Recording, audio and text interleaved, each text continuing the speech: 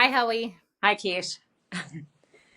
You ready to should we just get straight into it? I think so. Let's, Yeah. yeah, see what happens here. All right. Close your eyes. Big, deep belly breaths, filling your belly with bright, white light, healing energy.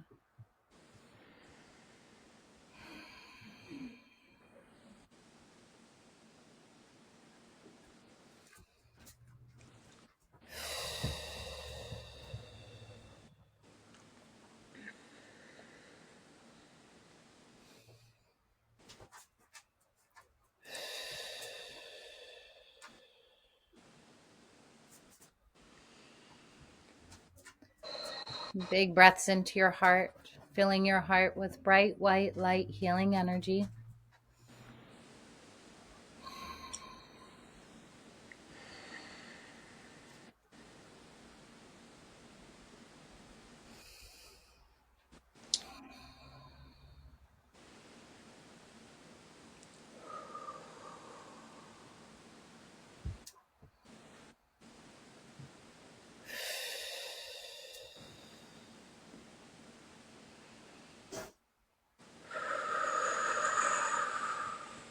Into your brain, filling your brain with bright, white light, healing energy.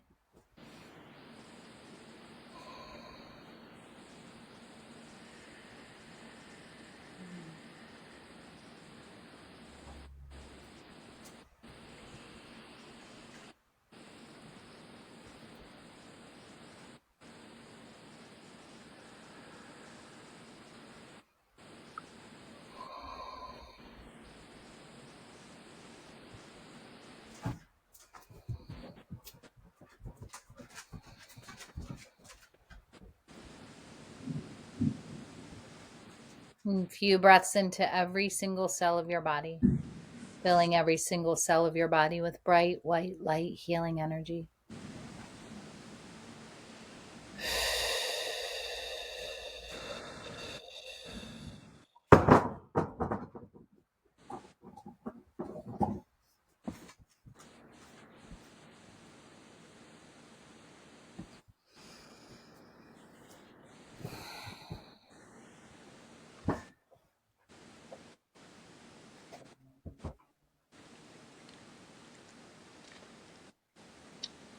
And just breathe normally. I'm going to ask you to place the beautiful pyramid composed entirely of white light so that it completely surrounds your body, so that you are completely enclosed within the beautiful pyramid of white light.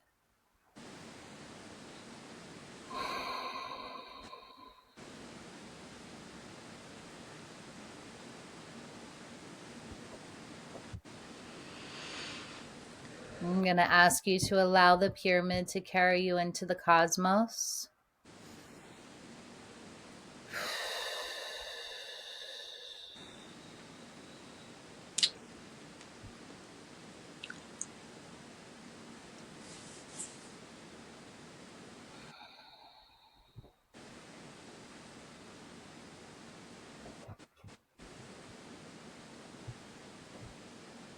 I'm going to ask the pyramid to carry you forward through time and space. Moving forward through time and space to exactly 1 year from now.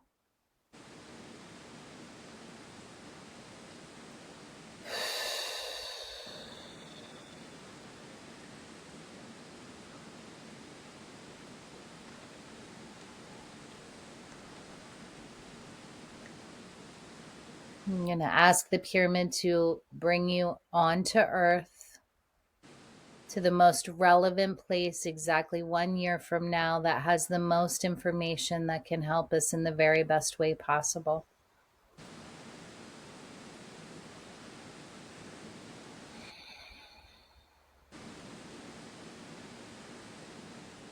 And once you've arrived on the Earth, tell me where you've landed.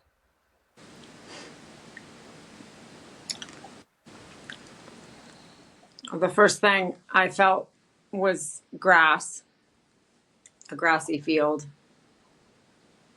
Short, medium, or tall grass? Pretty short.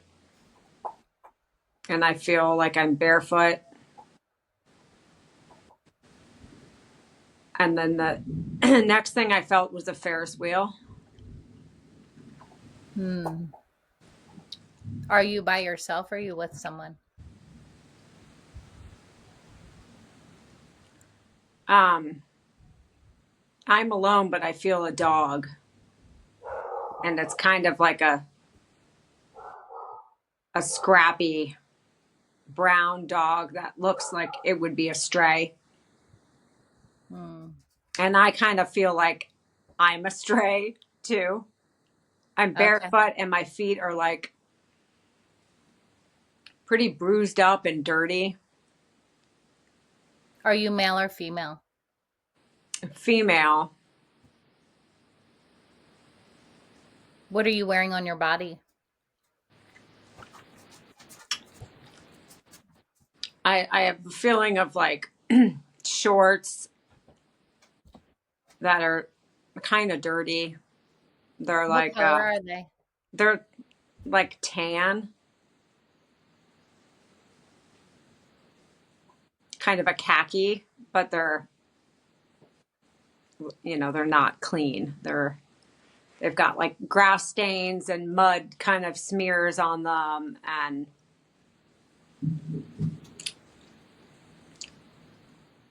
What else are you but wearing? they're like kind of like booty shorts. They're really short and tight.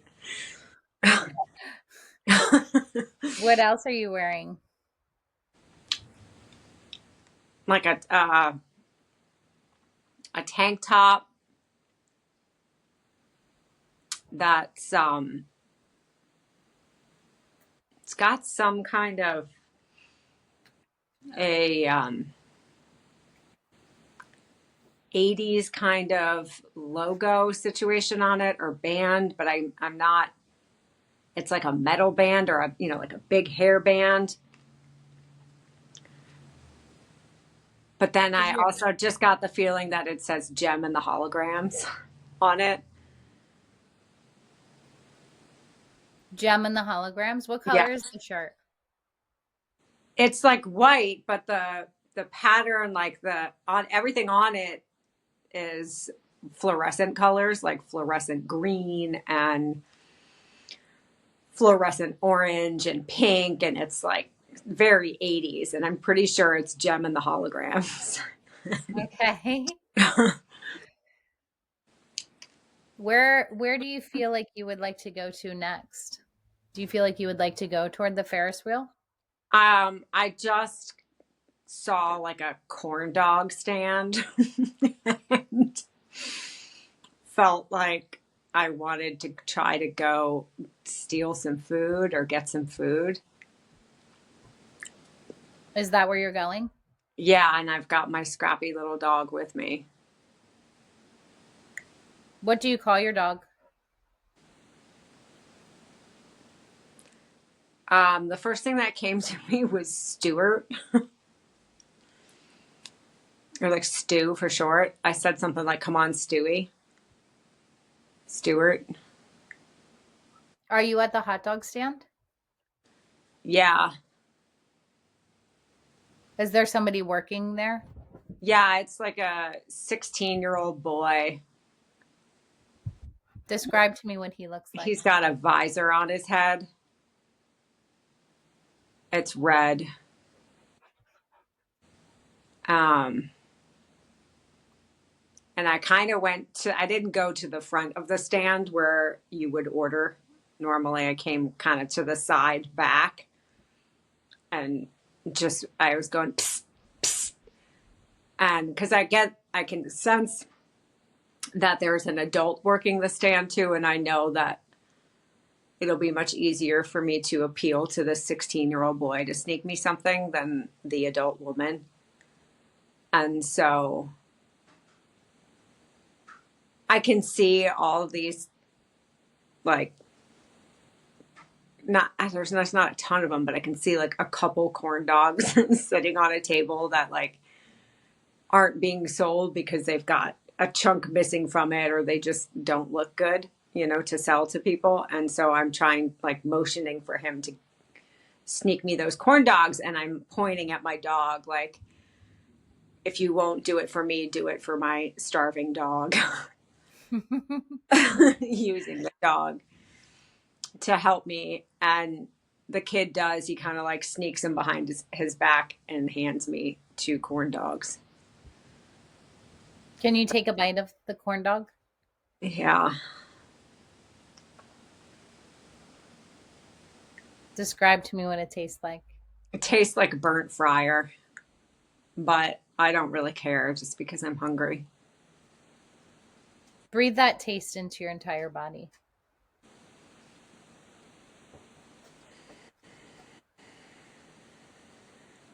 Is there anywhere that you feel that more than any other place or less? It makes me feel slightly nauseous in my belly.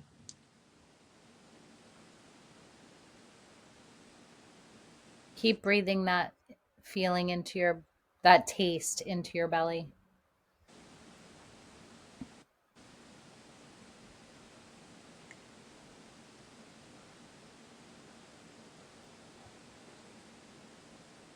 Just are there other people around? Yeah, it feels like a fair slash carnival situation. Are there lots of people or I'd say like a few hundred people. okay. It feels like it's in a very rural area, though. You know, Okay. I'm getting a feeling of more kind of like Midwest Hmm. vibes, maybe. That's what I'm feeling, and not a heavily populated area. Can you start walking to where some of the other people are? Yeah, I feel like a kind of a group of late teenage boys in mullets standing around.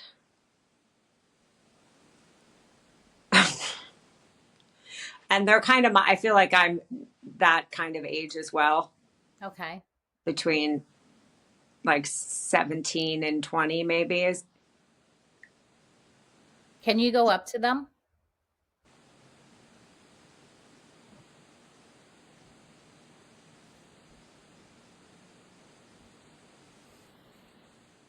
Yeah, they're just kind of looking at me like I'm a swamp monster or something. Because Did you say a swamp monster? yeah, because I'm like dirty and I'm not wearing shoes and I just like my hair's kind of sticking out. I mean, I look homeless because I How am. many of them are there in this group? Like 6 of them, 6 to 8. Yeah, 6 to 8. What kind of feeling do they have to them? Like, do they feel like they're happy to be there or Yeah, like they're just this is like it feels like this event, this whole thing is like the highlight of this small town, rural area. So this is like everyone comes and this is the big deal. And they're just like there's like kind of arcade games near where they are. They're just being normal kids. They're not doing anything bad. They're just making like dumb jokes and playing arcade games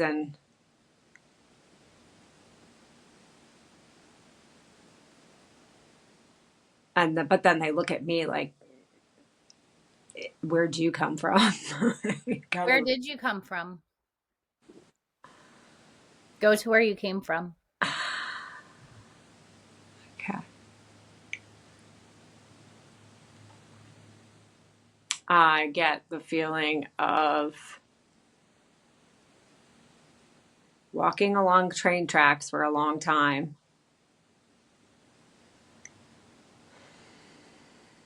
And before that, I had the strong feeling of like a small home in a trailer park.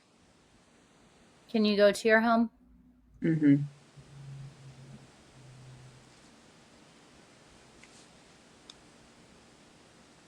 Do you live in one of the trailers? Yeah. Describe to me what it's like on the inside. It feels really cluttered and gross, not clean. Um, it smells like cigarette smoke. Um, Describe the furniture to me. there's an old plaid looking couch, and there's a reclining chair that also is really old and worn. And there's a low sort of coffee table that's covered in beer bottles and ashtrays with cigarettes coming out of them. And there's a small kitchen area that, like, the countertops are kind of just covered in stuff. I see like a couple empty pizza boxes. Can you go sit in the recliner? Yes. Describe to me what that feels like. There's a big spring sticking into my butt.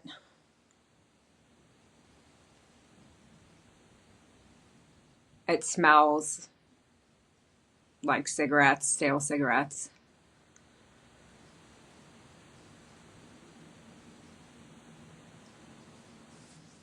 And Breathe that feel. What's that? there's a man that's passed out on the couch. Who is he? He's I'm feeling more like he's a stepdad than a dad. What does he look like? He's got really stringy and kind of greasy hair that's kind of a little bit past his shoulders, thinning. He's very, very thin. He has like a denim vest on. He's most definitely an alcoholic, but there's nothing about him that feels like mean or abusive. Okay. He just feels very sad, and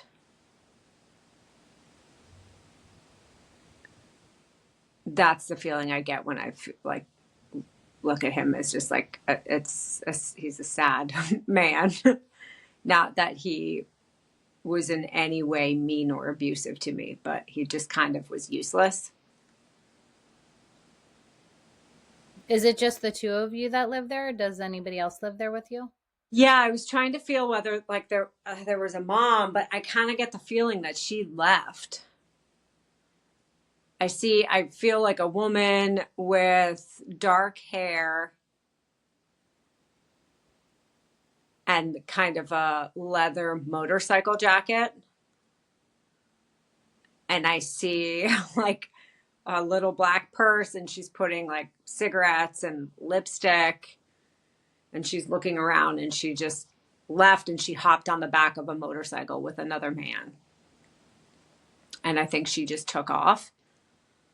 And this feels like maybe a while ago, like when I watched that happen, I was around 10 or 11.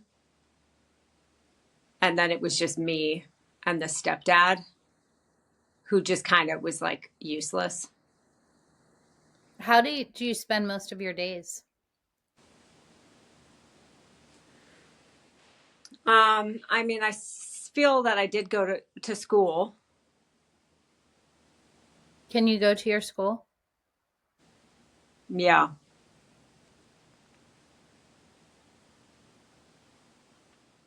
I definitely feel like I get a lot of looks. You know, I'm obviously extremely poor and not well kept. You know, I often look very dirty. And so I feel snickers coming from other classmates that are constantly like, you know, making fun of me because I don't have good hygiene. And I feel like I had a teacher that I really liked that was sort of a guardian type. Like she watched over me even when I wasn't in that grade. Describe to me what she looks like. Uh, she's like probably late 20s, early 30s. And she's got a pretty thin frame, and she's got kind of medium brown hair, and I feel like it's pulled back and it's a little wispy.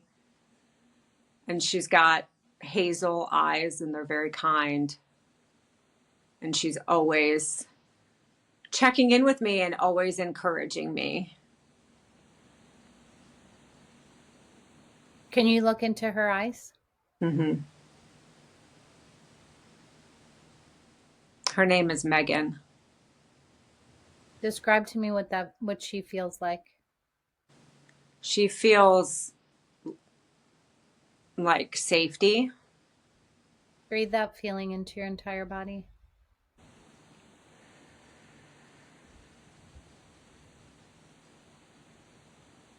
And she feels like compassion.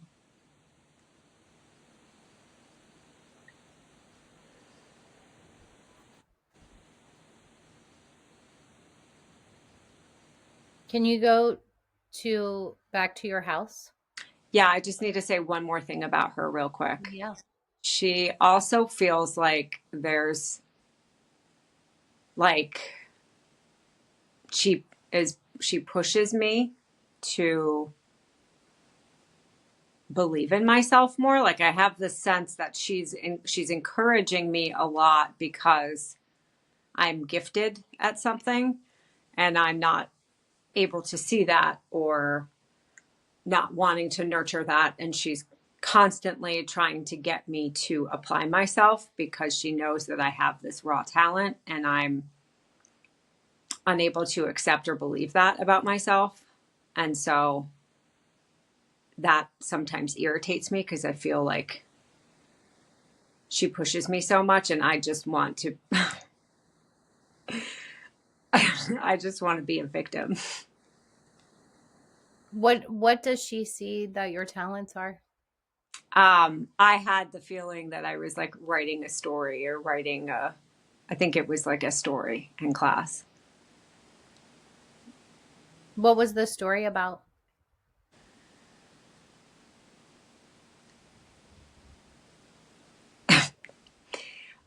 It, the first thing that came to me was it was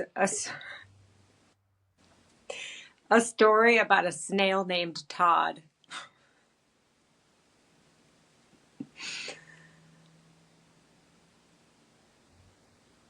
What happened to Todd? um,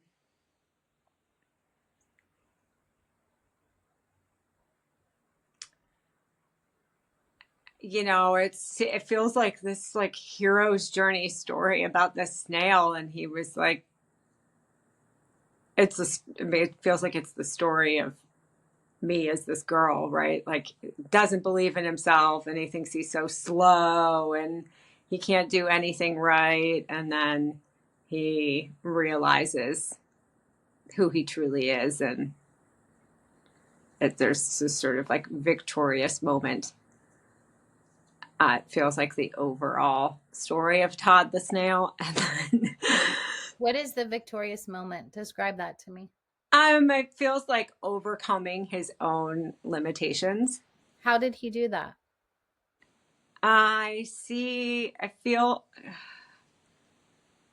I feel there being like some sort of teamwork situation. For some reason, that's coming in really strongly as like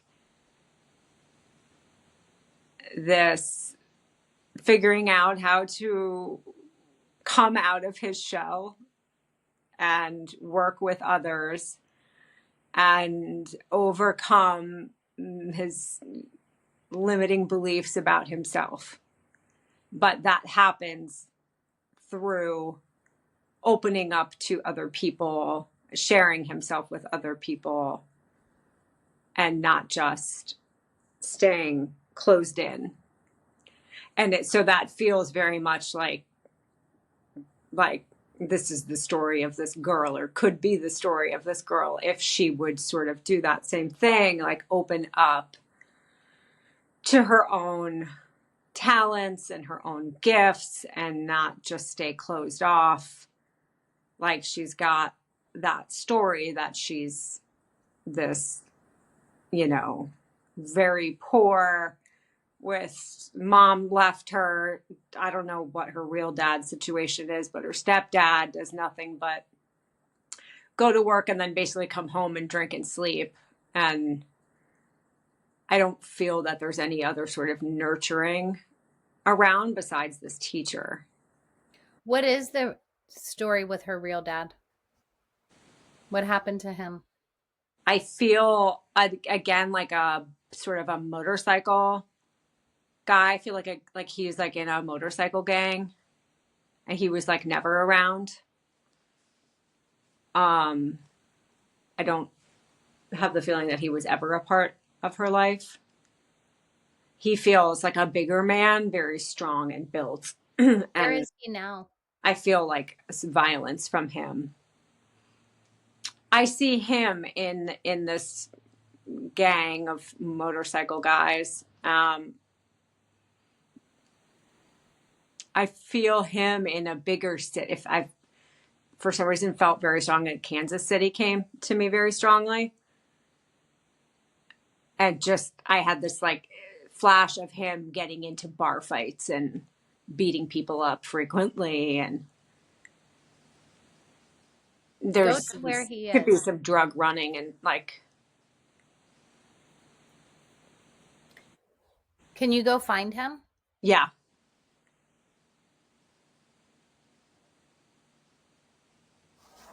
His name is Rick.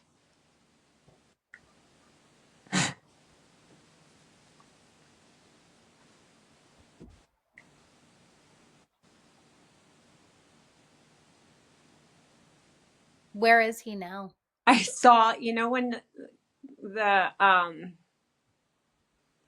some motorcycle gangs have those vests and they have like the patches on the back of them that has the name, Yeah, and their name of their group is, I just felt the coroners. the coroners. Yeah. At first Mhm. I thought it was the coronas, and then it instantly it was the coroners. Hmm. Why are they called the coroners?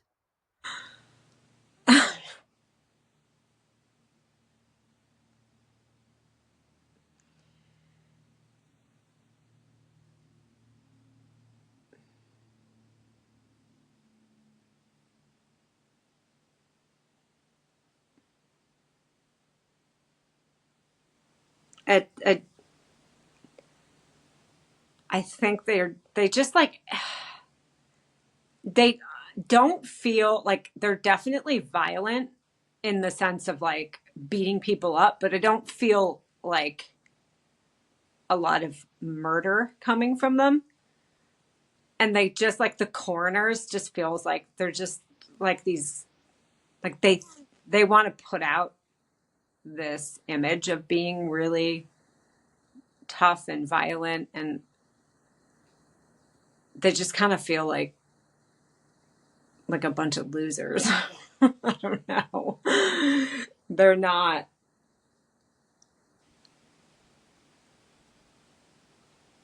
I don't know. They don't feel. They do like small time drug runs, and mostly just like go to bars and drink and pick fights with people and act like a bunch of idiots. Can you get on the back of your dad's motorcycle with him? Yeah.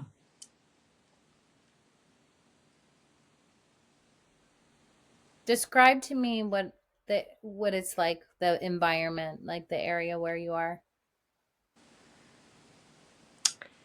It feels currently like we're in an alleyway, like a back alley. It's definitely a city feeling, and definitely keep getting the feeling of Kansas City. Okay. I feel like we're in the backside of a dive bar type situation. Mm-hmm. There's a couple other guys from the gang back here, and we're waiting for someone to pull up, somebody else. Who are you waiting for?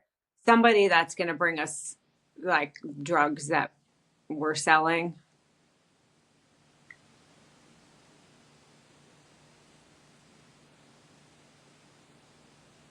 You can condense time to where that person shows up. Yeah, it's interesting. I feel somebody in kind of like a nicer car. Is that for a moment I was expecting somebody in another motorcycle to pull up, and then I felt that that wasn't accurate. That was actually somebody in it's like a Chrysler town car is coming to me, and the windows are pretty tinted, What color's the car? black, black tinted windows. Is it just one person in the car or more than There's one? a driver, A male or female? a male driver, who kind of looks like a bodyguard. He's got like a black t-shirt. He's got big muscles. And then a guy in the back seat, and the window rolls about halfway down, and he's quite thin and Is like that really gaunt cheekbones and high, like gaunt cheeks, and sort of a slightly crooked, pointy nose. And he has black aviator glasses on. is he the one that has the drugs that you're buying? Yeah. What kind of drugs are they? I'm getting the feeling that it's cocaine. There's like, I see like just a white brick in a black kind of, or not a black, a brown paper bag. And he just opens the window and has this in his hand, like he's going to hand it. And I go to grab it, and he kind of pulls it back and nods at me, like, show me the money first, you know? And I have a brown bag, and I hand it to him, and it's got stacks of hundreds in it, kind of bound together, like,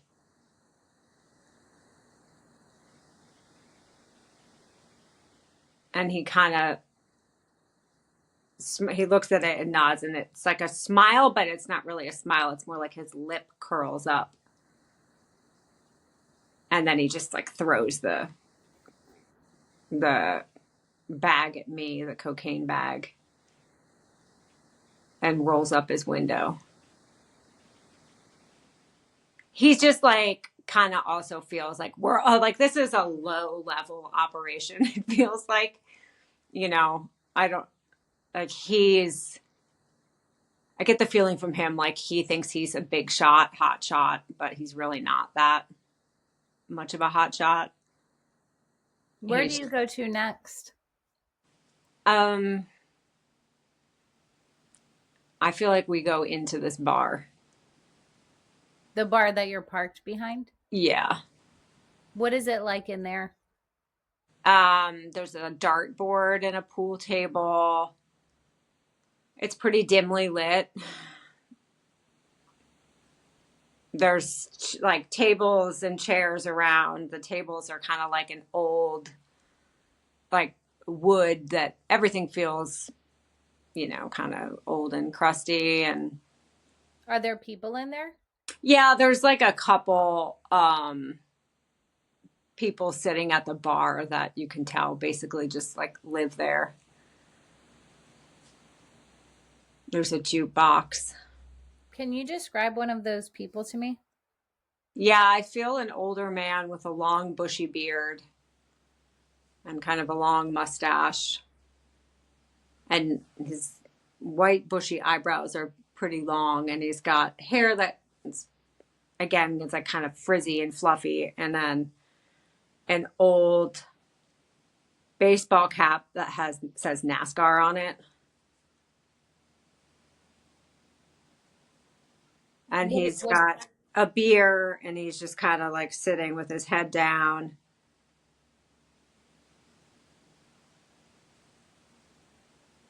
do you feel like you know him or no? No. What are you doing in there? So I feel like me and the other guys came in after we made that deal, and we're like you know. You mean you and your dad? Okay. Yeah. Well, I feel like I'm with all of these guys, like my dad and the other bikers, and they just did this deal. Like, I kind of just feel like I'm following them and watching them right now. Okay. And they're just like, whatever. They just did this deal. So they're celebrating and they're getting shots and they're drinking, and I'm just watching them. Okay.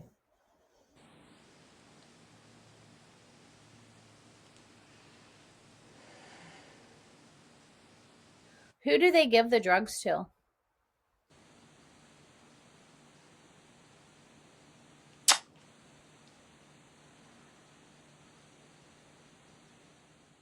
I can see them splitting up that large brick into smaller amounts. And it feels like they're sort of um, nomads, maybe. They just kind of travel around. That I don't feel like they're necessarily stationary or stationed in Kansas City. This is just like, or maybe that's like this area that they sort of operate in, but because I feel them moving from place to place and selling it in like random bars or music venues or kind of wherever they go, Okay. they sell some. Where do they go to next? Um, I got the feeling of Indianapolis. Mm.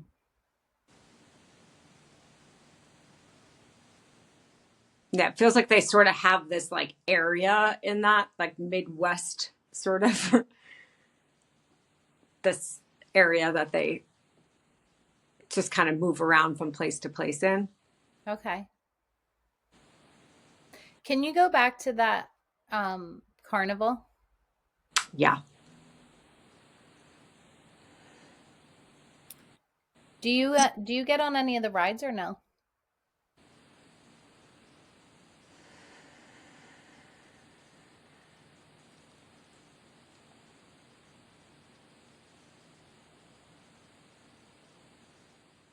Now, I I feel myself talking to one of those boys with the mullets, Mm-hmm. and I'm like trying to convince him to steal a car with me. He feels like he's the only one of them that wasn't making fun of me and being rude. And I'm telling him or trying to convince him to help me steal a car. Is there a specific car that you're trying to steal? I got this feeling of like an older um station wagon, but it's a convertible. It feels like kind of like an older nice car, but I just see it sitting like on a street in like one of the neighborhoods in this town. It's not even like a town, just whatever this little area is. I just see this long old station wagon with the top down. What color is it? It's like an old brownish tan kind of, really long, like one of those old boat of a car things, just massive, you know. It's got to be from like this, I don't know, 70s. And um asking him if he'll come with me and help me steal it. What does he say when you ask him that? First he's like, "Yeah, I don't know about that." And then I kind of feel like I'm starting to persuade him,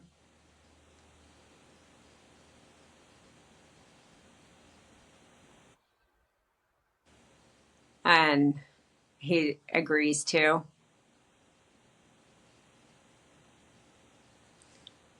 And so I feel it's like leaving the carnival and creeping off, and it's a very dimly lit street where this car is. And then we have the dog with us. And I can feel him. Is that called hot wiring? You know, Yeah. when, yeah, doing that.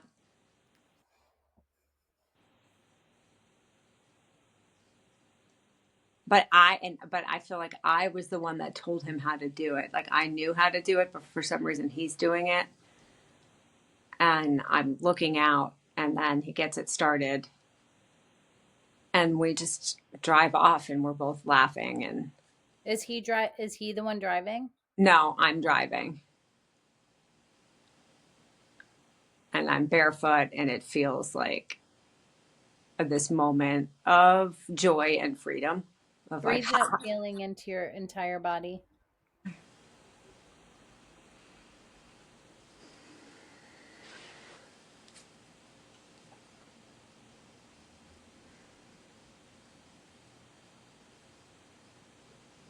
Where do you go to next?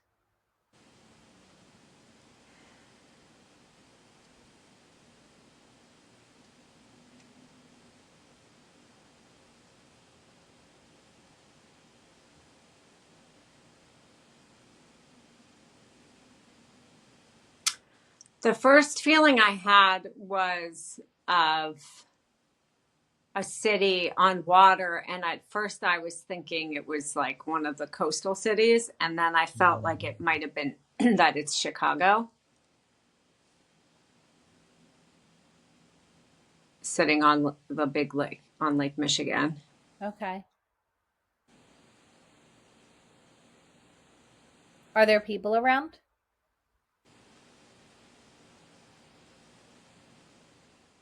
Yeah, it feels like we parked not far from the lake, and we're looking at the water,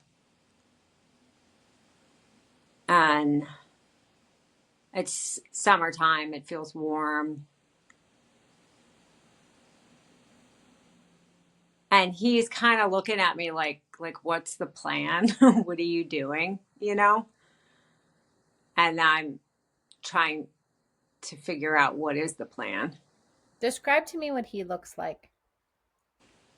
He has brown hair, and it's kind of curly, a little bit shorter than his shoulders in the back, and it's kind of shaved, like not shaved, but short, mullety. Um, What color eyes does he have? Green, greenish brown, more hazily maybe. And he's pretty thin. He's a little taller. He's taller than me, but not super tall. He's got Converse high tops that are black, and cut off jean shorts that are like just a little bit shorter than his knees. He's got a very sort of skatery kind of a vibe to him. Um, What is the plan?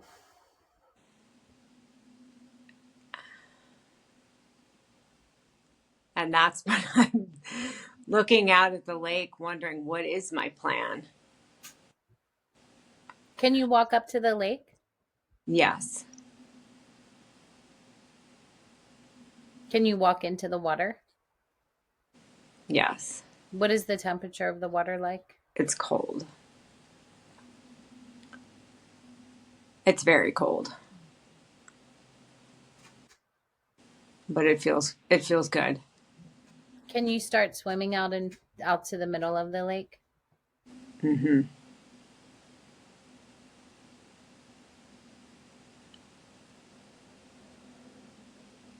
How do you feel as you're swimming out there? It's really invigorating because it's so cold. It feels like it's kind of clearing my mind. Hmm. Breathe that feeling into your entire body.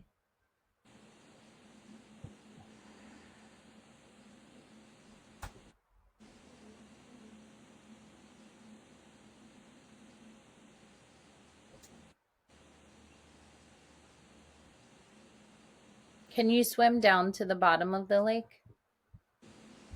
Yes, Describe to me what it's like down there. it's really dark.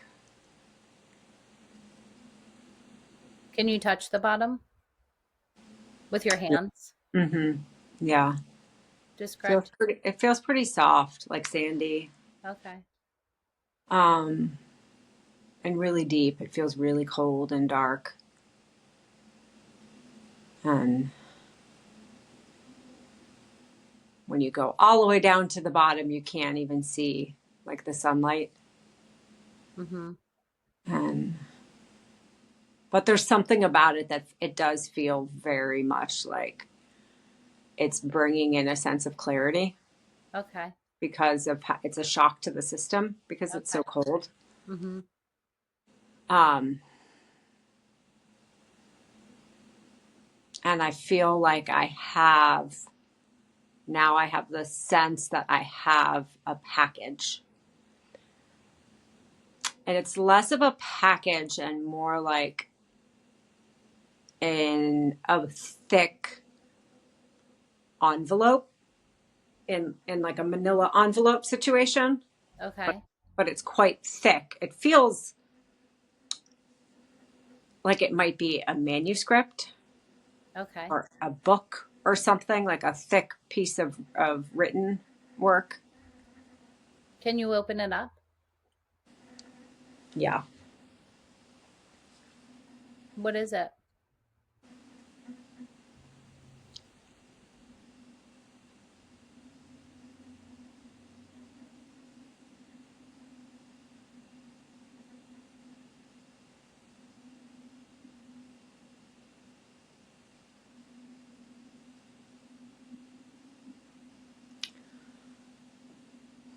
I felt like it was just sheets of paper printed, and but they're bound to get like they're tied with kind of a string that goes both from top to bottom and side to side, and then it was tied in a bow. Okay. And the first feeling that I felt about like what it's called or what it is, at the same time, it felt like this is how to live, or this is this is life. This is what life is. Hmm.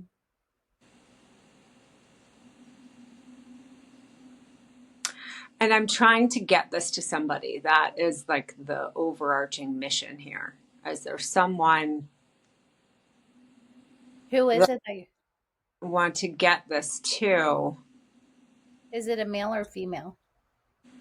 It feels like a male, and I feel him sitting in like an office. Do you get it to him? I have a feel. Okay, so now I have a feeling that I'm sitting in an office. Like this guy, I get the sense that he's either.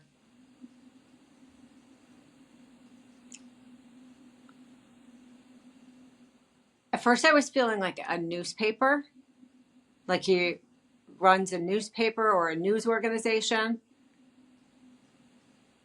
But then I don't think that's it. I think it's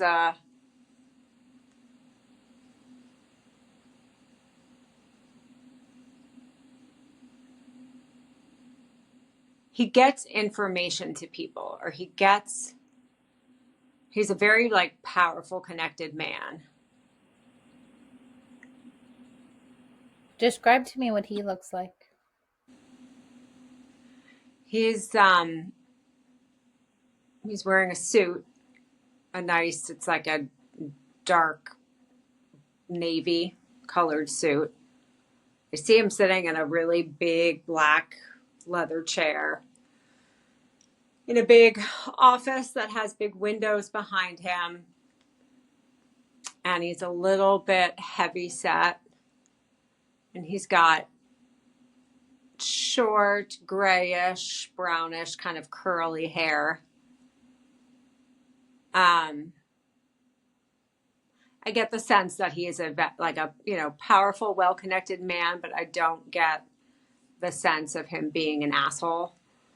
I think he just seems like a reasonable man, particularly considering that he does seem to hold a position of power.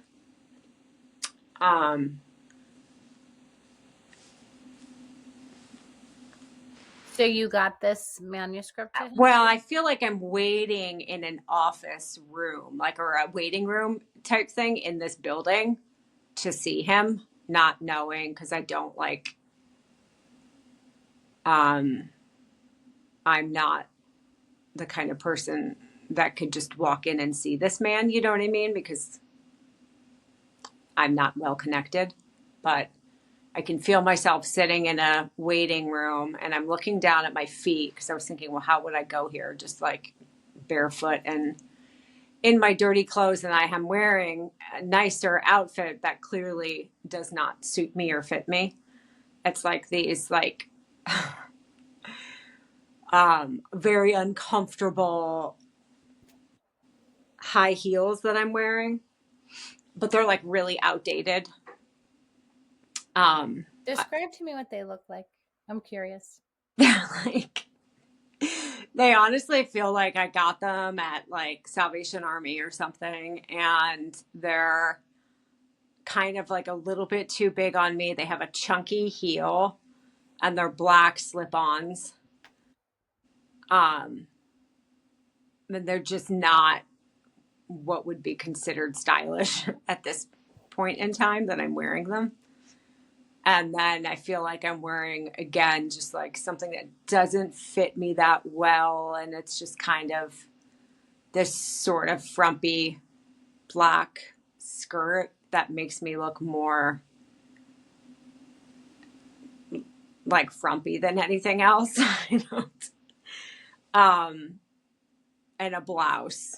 So I'm really trying hard to look a certain way, but it also just kind of makes me look funnier because it's so clearly nothing fits me properly. How old are you roughly? About 20, Are you 19, sitting 20. in this waiting area by yourself? Or are there other people around? No, I'm here and I get the feeling that that boy that I was with and the dog are in the car outside. Okay. And I'm sitting here in this waiting room and I have my legs, my feet are crossed, and I'm holding this manuscript on my lap. And then I felt someone say the name Margaret, and that's me. Who said your name? Like an assistant woman, she has a little like clipboard, and she came in and she said Margaret, and I was like, oh, that's me. Okay. And she takes me back into an office. Is it the man's office? Yeah. Is he in there or no? She said he'll be with you in a moment.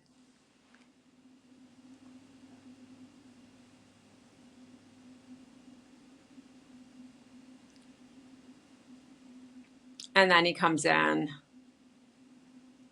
He has like kind of a deep, jolly voice.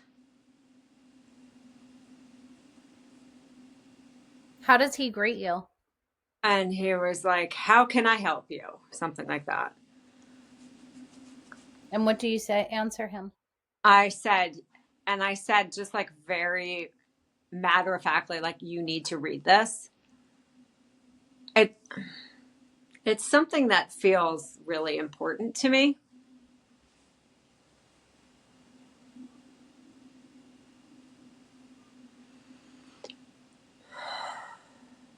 What does he say when you tell him he needs to read it?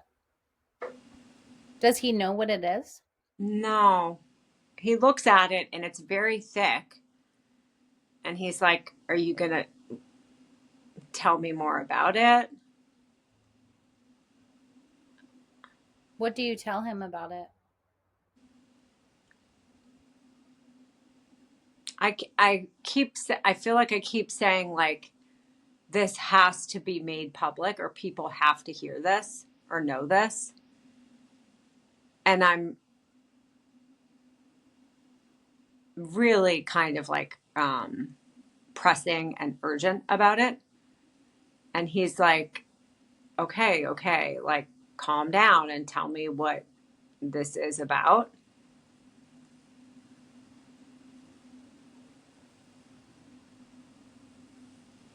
What is it about? And that's what feels a little bit iffy to me right now. I just keep feeling that this is how to live. Can you open it to the first page? Yeah.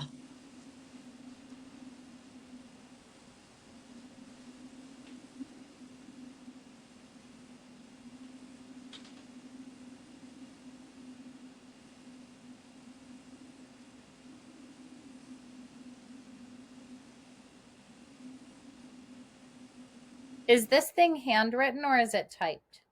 It's typed. Okay. It's typed, yeah. Is there a title to it or no? This is how to live. Okay. That's the title. I think so. Yeah. Okay. Can you see the first page? And I'm looking at the first page and it says,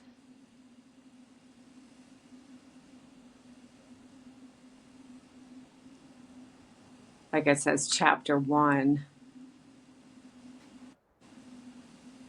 and it says Then? then. Like, the chapter is called then. Okay. Like, what was then, before. Okay. And what does it say about then?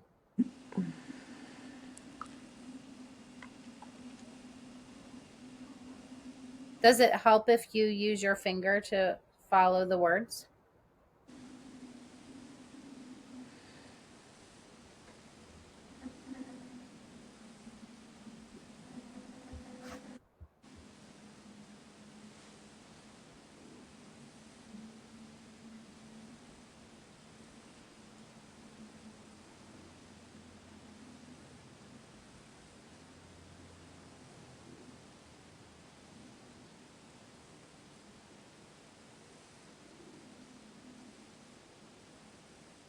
And it's like,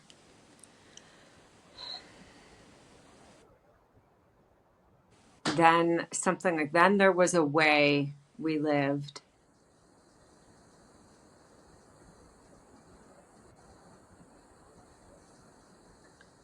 And there was a sense of order.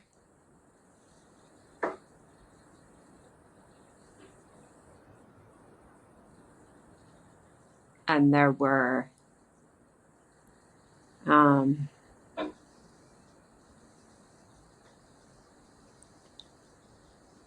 do you know, oh God, there's a song that's coming through right now. And I think it's a Joni Mitchell song. Little boxes on the hillside, little boxes made of ticky-tacky, and they all look just Mm, the same or something. Do you know what I mean? I do. And that's what I felt really strongly. Like, I just had this flash of these very, like, orderly neighborhoods, and all the houses are similar looking, and it has a, I get this very, like, 1950s feeling when I'm Okay. feeling this. Uh-huh. Little houses, and they all look just the same. And, like, the feeling of kids riding their bikes, and it's like this illusion, this feeling that the world is safe, and these little neighborhoods, and, like, the theme of this is there was a sense of organization. There was a sense of potentially like, um,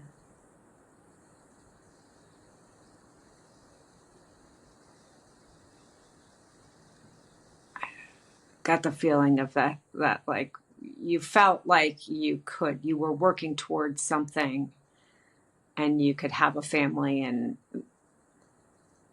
there was some semblance of order to society, I guess, is what this is feeling like. Okay. Even though it's all fake. It's all just this like illusion.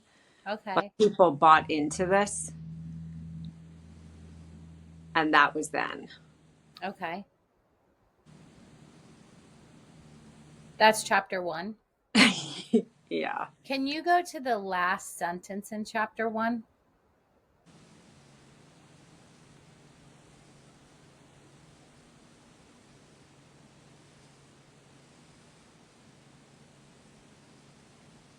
It was like a dart being shot into a balloon, and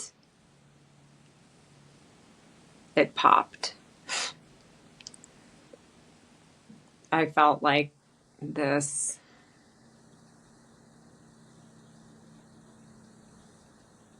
it was like that sudden bursting of a facade.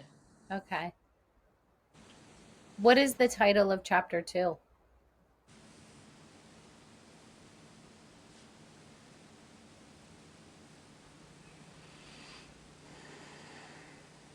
Mm, felt like it was like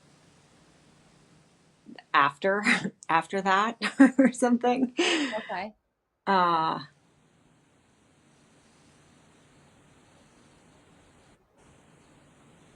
Are you able to read the first sentence in chapter 2?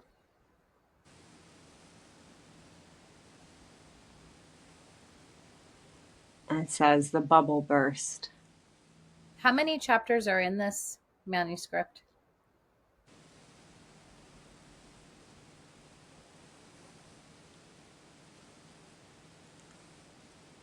7. So the first sentence in chapter 2 says the bubble burst. Mm-hmm.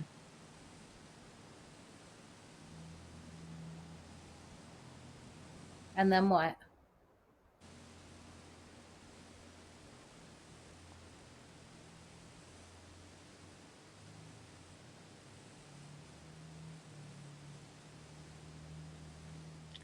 I see all like the houses that were in that first image that came to me that all looked perfect. They all start to decay.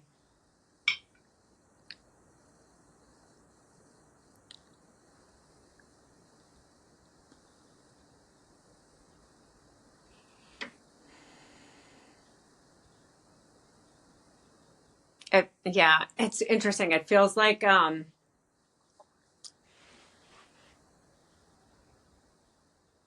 looking at this sort of neighborhood through like a movie set, and at first it looks all shiny and new and orderly and peaceful, and then but that's just a facade. And then like when the lights and the cameras go down and it's not lit up and like that, then you can really see like the cracks in the pavement and the weeds and you know, um, the real shit, not the fake stuff that you would,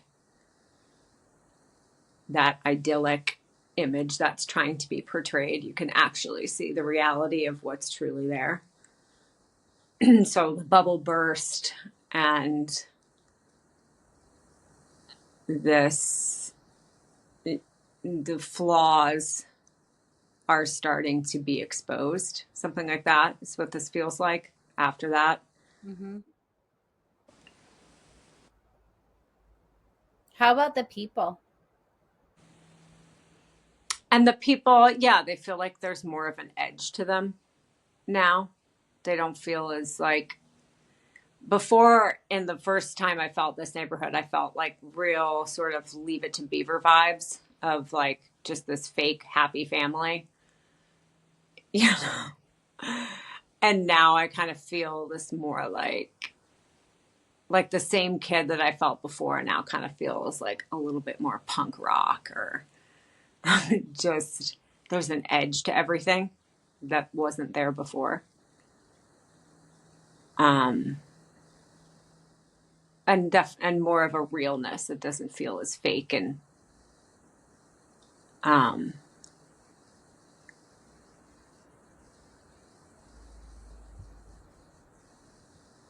What is the title of chapter 3?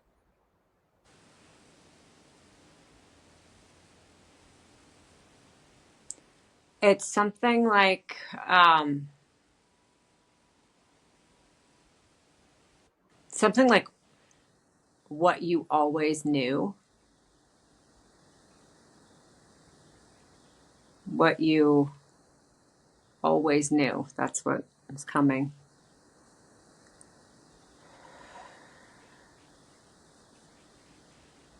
What you always knew to be true and you never wanted to acknowledge.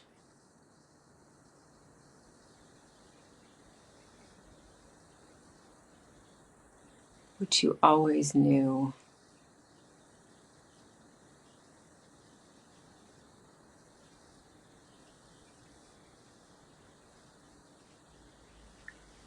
Did this man that you're showing this to, did he always knew that this was true? Yeah, I feel like, yeah, like the point, it's a little unclear, but it feels like this is like an appeal to everyone. Like we all always knew this thing and no one wanted to acknowledge it.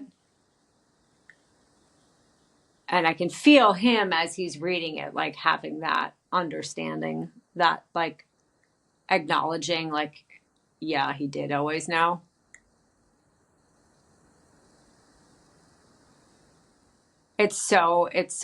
That song keeps playing over and over again, like this fake society that we have all subscribed to, that everybody just agrees to play along with, that we all know is like mostly bullshit, but we all go along with it anyways. And it feels like that's what you always knew. Like you always knew that this isn't what we are supposed to be doing. Working these mindless, meaningless jobs to just make barely enough money to scrape by and pay taxes and go to wars. And this isn't it. What is the title of But chapter nobody speaks it, or nobody has until the last. Sorry, what did you say? What is the title of chapter 4?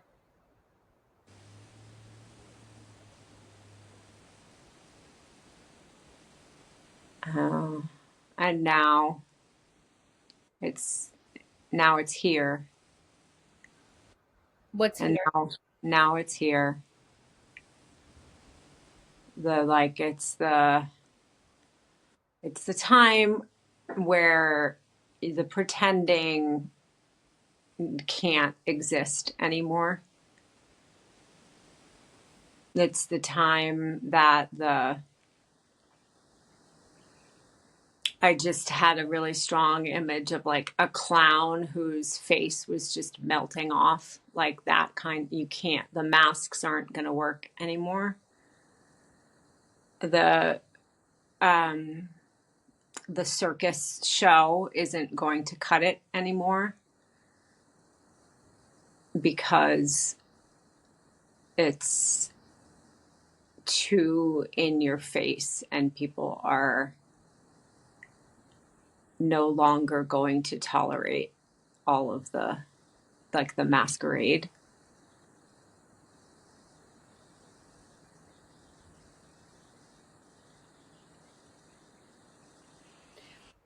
Can you go back to that hot dog stand real quick? Yeah. Can you go to where to a person who's buying one of the corn dogs? Mm-hmm.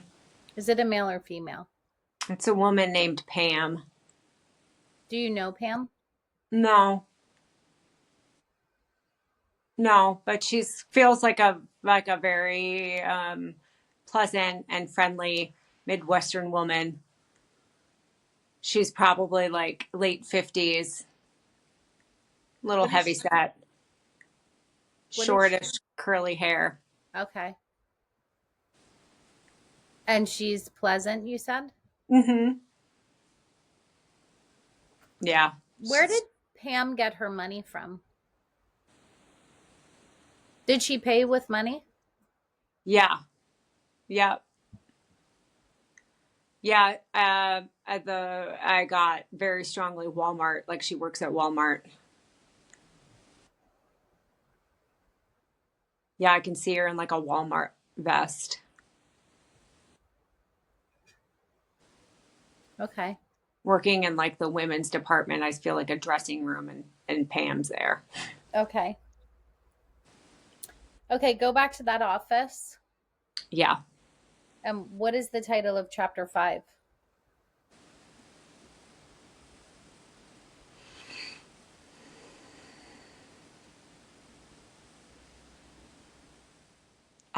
Okay. There's a couple things that came through at the same time. The first thing that came through was let's go, and then a lesson in execution.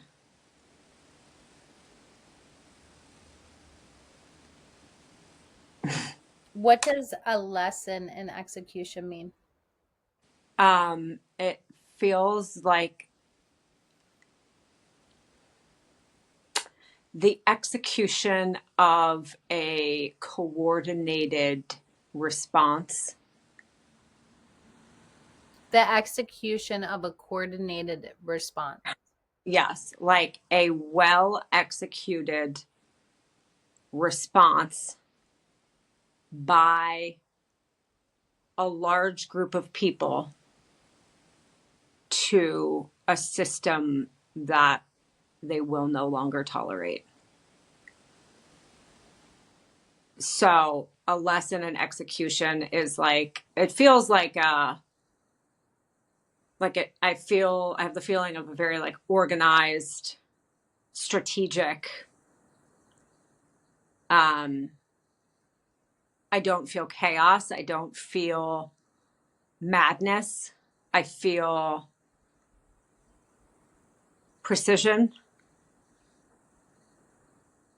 and teamwork.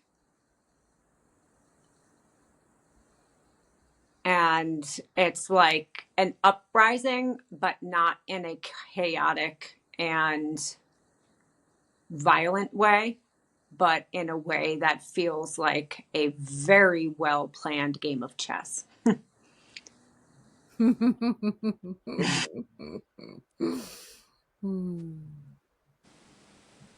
Can you read more in that this is chapter number 5. Can you find a spot in there that gives a little more detail?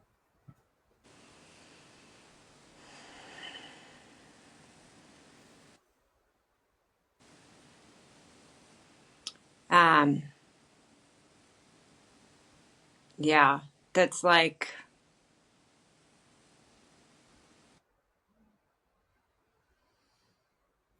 uh, yeah, it feels like an outline, and I have like a very strong feeling of. It's interesting. I more than anything, I'm getting the feeling of like bingo halls or Elks clubs or these like VFW halls, like fire halls, that kind of thing, right? Right. And I have this images of people, like there's a lot of them coming to me, of people organizing in these spaces and coming together. And I see plans. I see like walls of water jugs and supplies. Everything feels so very organized and calm and strategic, and it's happening everywhere. And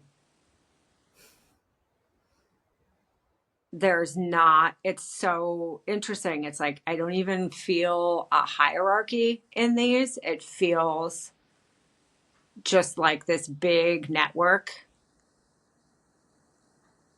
that everyone is just an equal and coming together in this way that doesn't put one over the other or anything like that. It feels honestly pretty unbelievable because it's just the opposite of the way things have normally been structured, right? And it,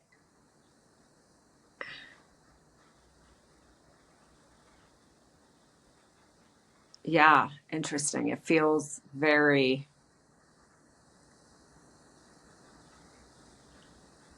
orderly.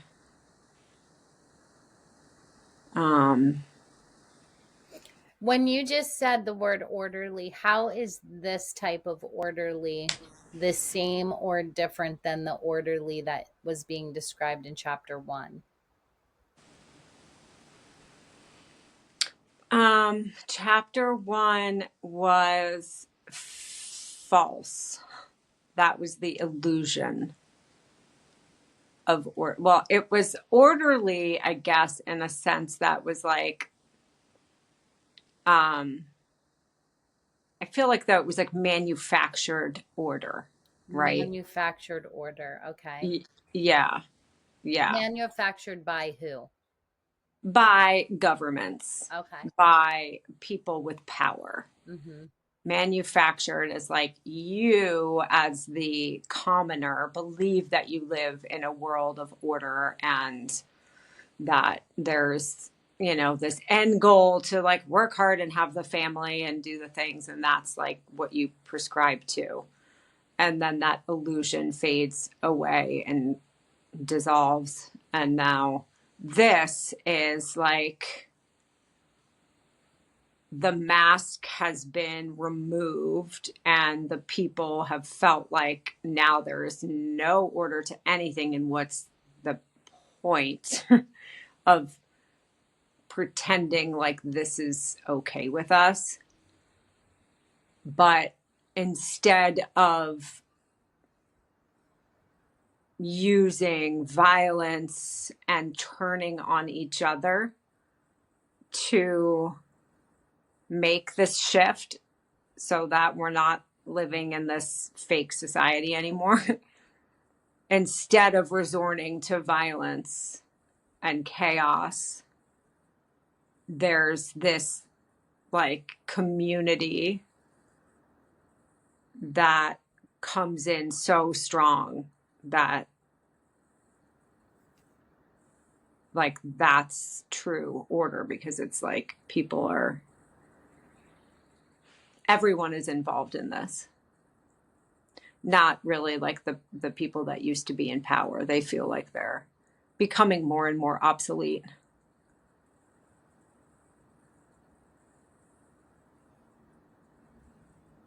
What is the title of chapter 6?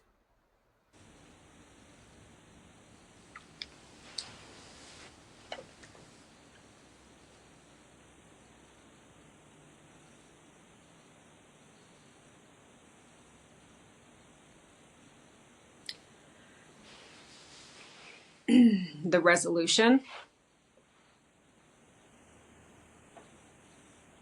What is the first sentence?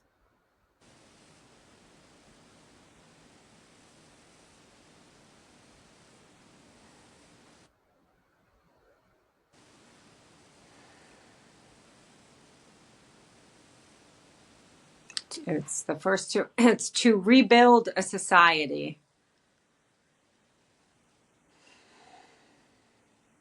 To rebuild a society.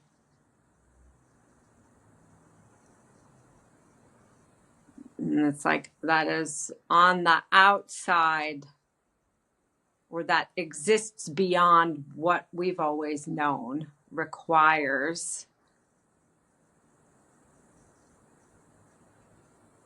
what is the word? Requires, the word I'm feeling is resilience.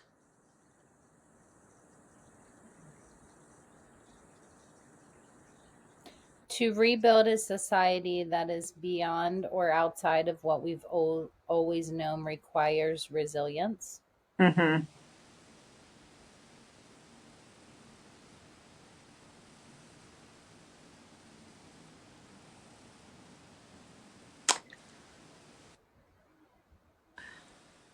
I keep, and then this one, I get the strong feeling of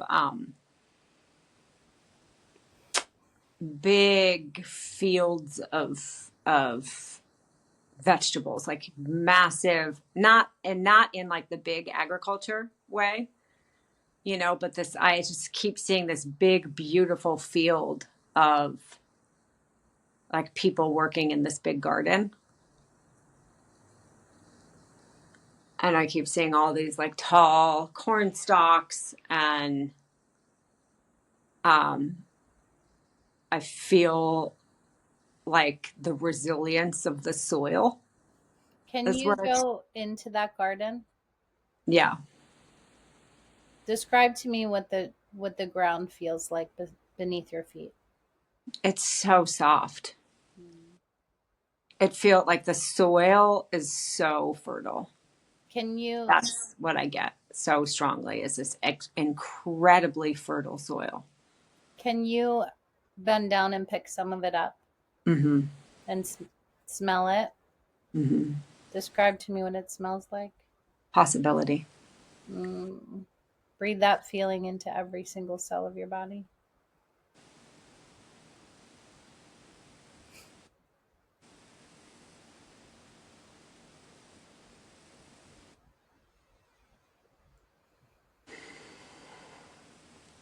It's ripe with potential. It's like the feeling of something that we thought was dead and contained nothing of value because we stripped it of everything of its like highest nutrients, is now so fertile and ripe with potential and possibility. And it smells like amazing. And there's like, I see like tills just like going down in these rows and like bringing up all of this new soil. And people are just like planting all of these seeds in this big field. Can you go over to one of the people who is planting the seeds? Mm-hmm. Is it a male or a female? It's a woman. She's wearing like a kind of a straw hat. What color eyes does she have? I think it's that she feels very much like that teacher, Mm. Megan, from the beginning, but older. And she's smiling at me.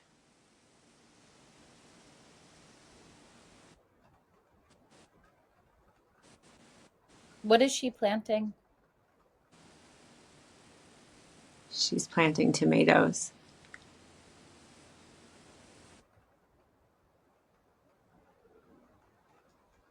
I just got like this whole backside of my head is tingling like crazy right now. Mm. Breathe into that area.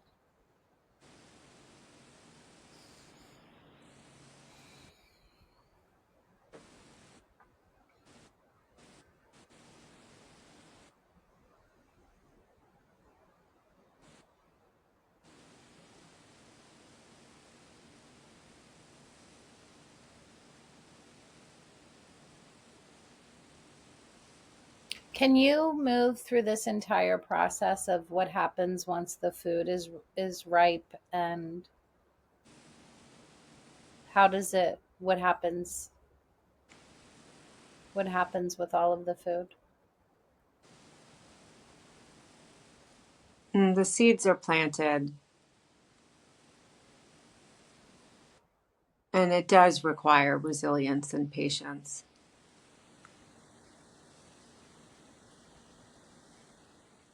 But there's a strong sense of hope. And there's an even stronger sense of teamwork and strength.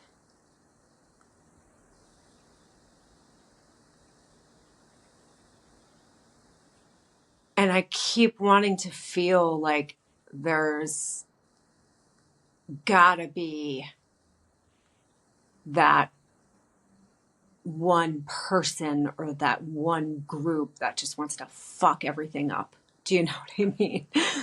Like, I have this feeling like, well, this is too good to be true. How could this even be? Like, there's gotta be that same pattern has to come in where somebody wants to dominate and somebody wants to control or steal. And the moment that I feel that, then it's like it just goes away. Like it comes in really strong and it's like, well, this can't be. It can't be this idyllic. There has to be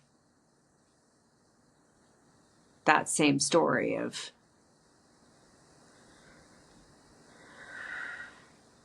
and then it just goes away. And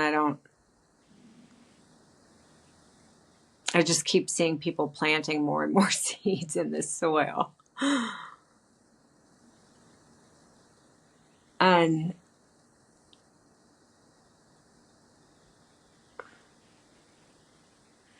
And then I feel, okay, so then I just had this interesting feeling of like that feeling of there has to be somebody that's going to just fuck this whole thing up, right? Like this can't, it's too good to be true. And then I almost saw that person, like the energetics of that person or group or whatever that would be the one to come in and fuck it up is like almost in like a timeout situation. And I just felt that like separated and just being on its own. It's almost like there's something in this group dynamic that like just won't tolerate that. And so if that's the way a group or an organization, an individual chooses to behave, they will just not be able to be like, they just can't even be around this. Like, I could just see them in timeout by themselves, like thinking about what they did and just being like, yeah, I guess that's really not the way, right? Is this is it accurate that people are living in this way and in the way like where like in the drug dealer society? Is it like these different groups of people, or is it everyone is living in this place of possibility and It feels like the strong majority of people. Yeah. Yeah. When I like kind of zoom out from this where I'm at, it was like before I saw and felt all of these like gatherings around. I'm feeling more specifically just this country, the United States, than like a worldwide thing, but it felt very much like, no, this is happening everywhere. And there may be pockets of places or people that are not feeling this teamwork and this kind of thing. But then again, it's like I kept waiting for that, like, this is too good to be true and someone's going to come in and fuck this up. But instead of them like crashing into this thing and being like, no, you're not going to do it this way, you're going to do it this way or else, and then, you know, spurring violence and stuff, I never felt that. It felt more like they were literally just put in like an energetic timeout. They had to just like distance from this group. And I'm not feeling this like escalation of threats and violence, and that doesn't feel like that exists in this. It feels like if there is people that want to do that, they just can't even jive with this scene because I don't know, it's not a match. What about people's houses? Like, what do they live in? Yeah. Or how do people live? Mm-hmm. I mean, it feels pretty like similar to just what people live in now, like just like I can just feel neighborhoods, but I feel much more of like I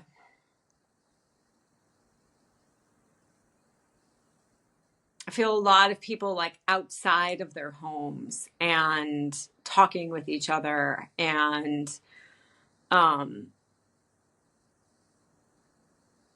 it's so like, interesting. I even felt like they're in, like I saw this one neighborhood and I felt like people had their like dinner tables outside, but they were just like picnic tables, but like it was much more of a like, instead of everyone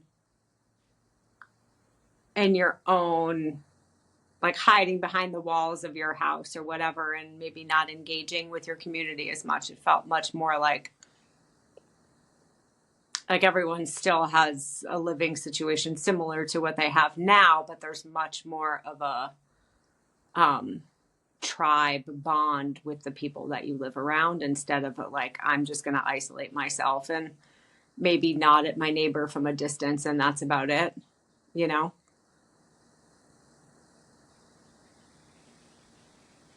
What is the title of chapter 7?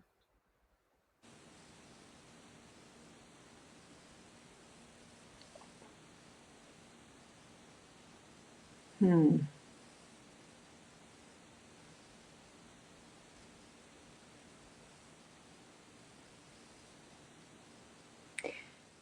It's interesting. The upswing came and then the high road. The Can high you road. go sit on the upswing? Yeah.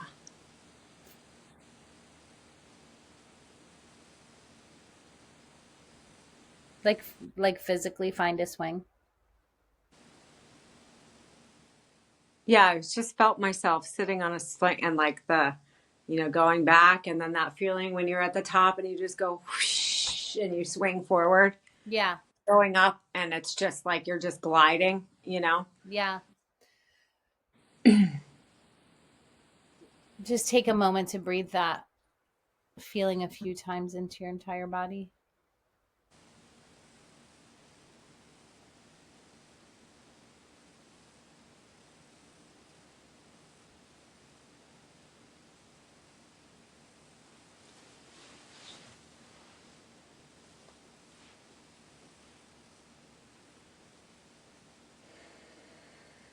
Where is this swing that you're swinging on?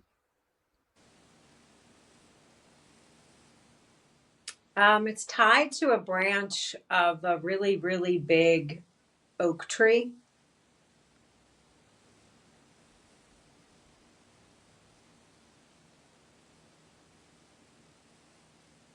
Can you get off the swing? Mm-hmm. Can you climb up to the very top of the oak tree? Yes. And once you're up there, take a look around and describe to me what you see in every direction in all 360 degrees. Yeah, it's like something has dramatically changed in terms of um there I can't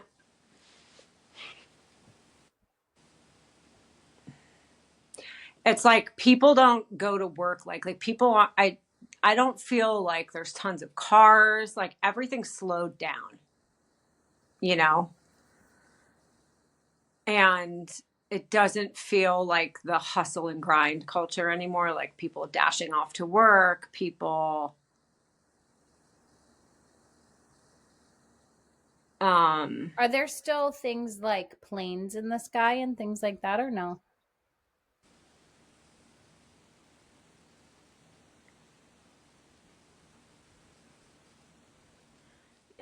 I get the feeling of that there's one flying in the distance. I also get the feeling of a significantly like decreased amount of electronics. Not necessarily that it's totally gone, but I don't feel like cell phones everywhere all the time. Um, the air feels different. In what way?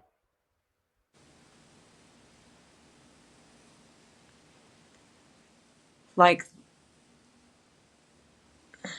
like there's less noise. There's less static in the air.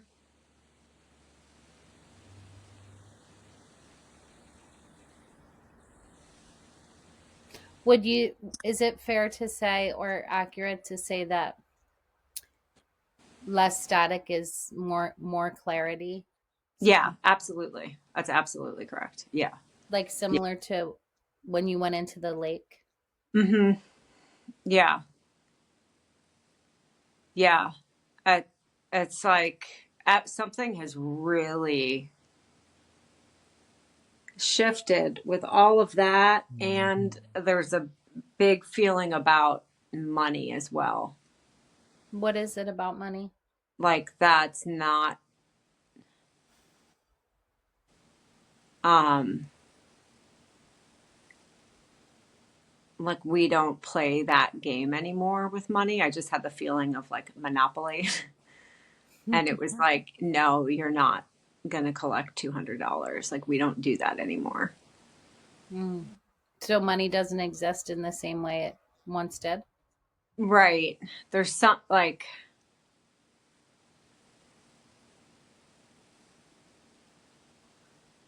yeah, there's something about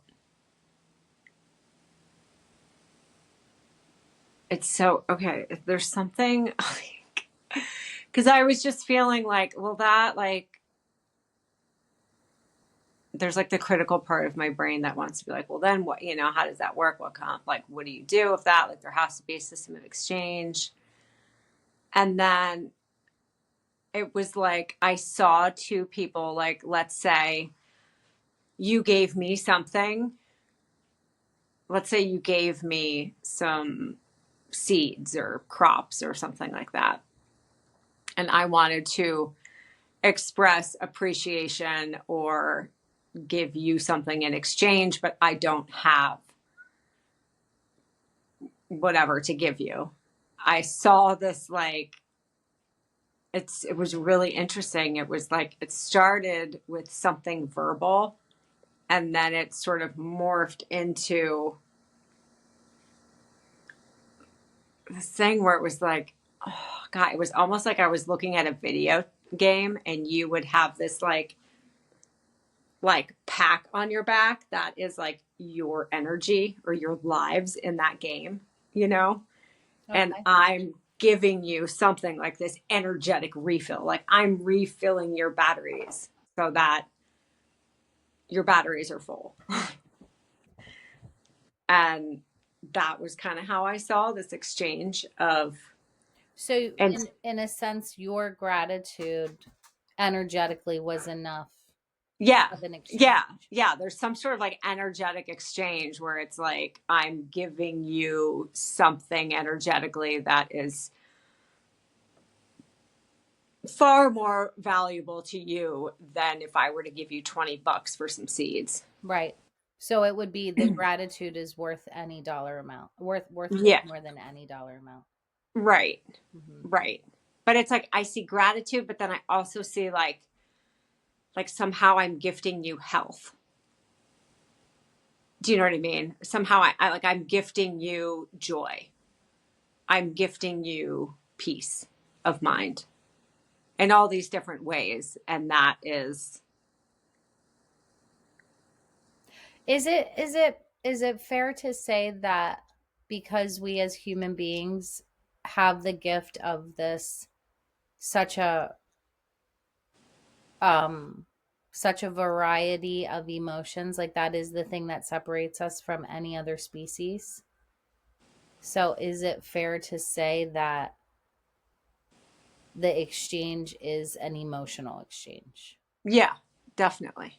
Okay. Yeah.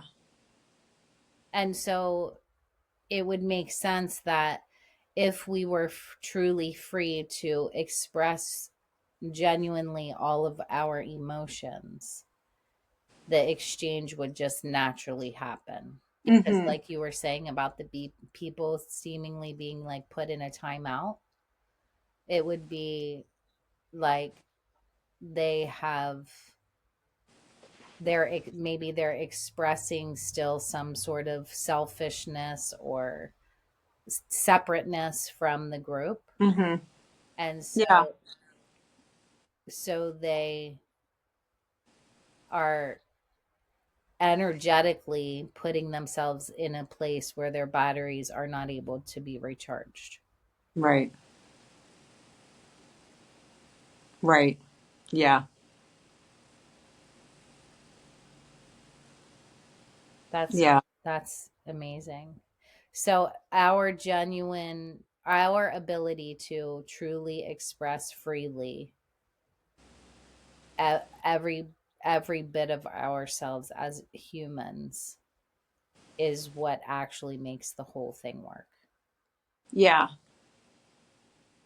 And that's where I'm getting like the electronic part. Like I see, like there's no phones or anything like that. Like I don't see people glued to things anymore. Yeah. And it's like this genuine expression of,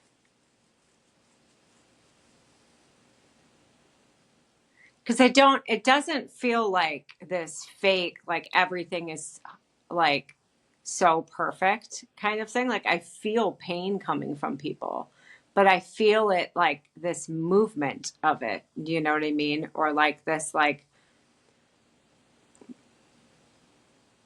like people expressing it and other people just like witnessing that. And it just like, it doesn't feel like all of a sudden everyone is just totally happy and there's no grief and there's no loss and there's none of that stuff, but it just feels like more of a Purity of that. purity and um the desire to just freely express it in a way that like there's no shame. Well, it's funny that you just used the word desire, because I what just came to mind was that all of the desire of the things that we have right now are based so much on this false reality, in Hmm. large part because of technology and all of these things that were um all of these things. These are all false desires, and or desires of so that it makes sense that there would be way less travel and way less planes and way less those types of desires to be Hmm. somewhere other than where we are in the very moment Hmm. would also dissipate or disintegrate if everything's run through this emotional exchange. The fulfillment would be so rich that the desire would naturally be so less. Definitely. Yeah. Yeah. Yeah, I see, like I feel, I felt people like in this one community I felt like I was witnessing, where I saw people eating outside instead of eating indoors. You know, it was sort of like this big outdoor community feast of a dinner where people are just mingling with all these crowds. And then I saw just like all these instruments come out and people were playing music and dancing, and then I felt like people sitting around a fire and telling stories, and um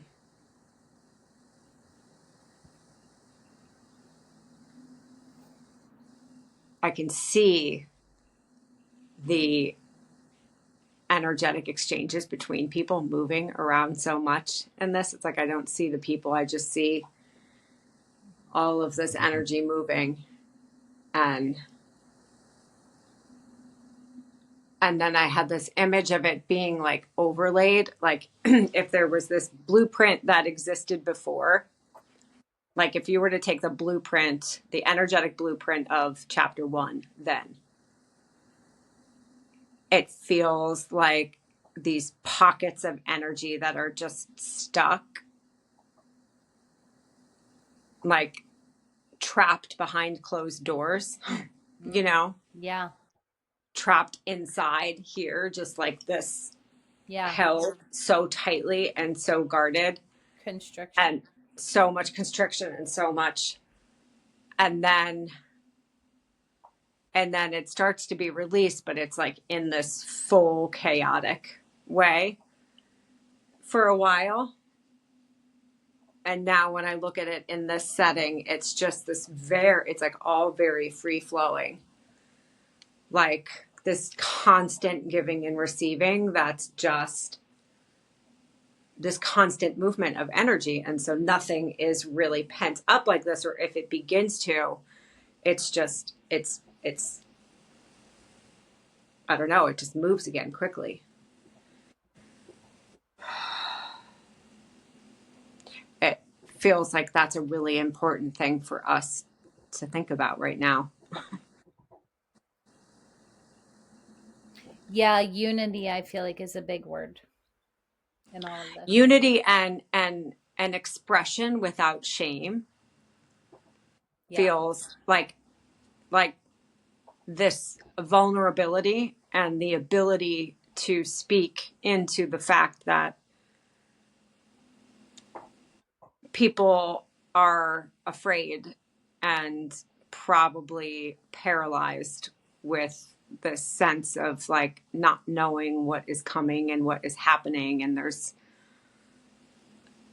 a very strong desire to numb and distract and zone out and not feel what's happening. And it feels to me like the feeling is what we have to really allow ourselves right now, is the ability to feel the unknown and the fear and the fucking grief for people all around the world that are going through things that are unthinkable. Can you go to one of those places? Yeah. Where are you?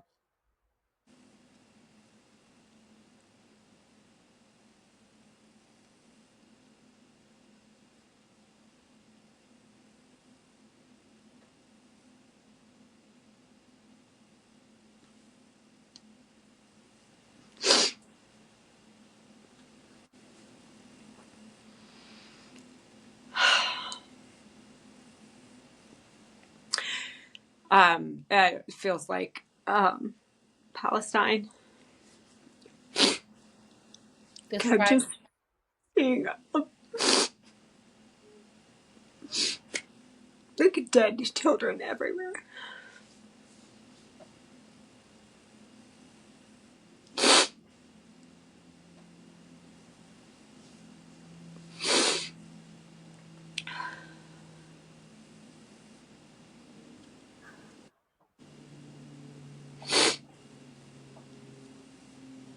Is this manuscript used? Does it find use in a place like this? Does it reach these people?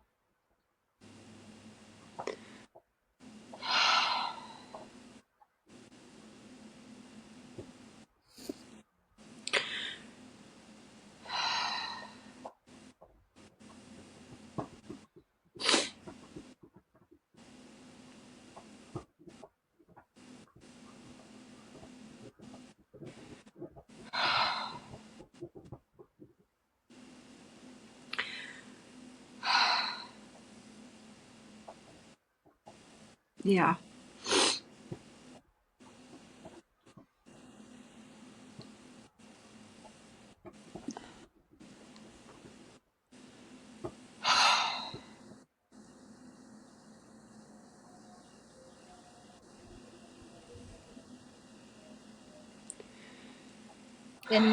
In that place, are you able to move through each chapter in that place?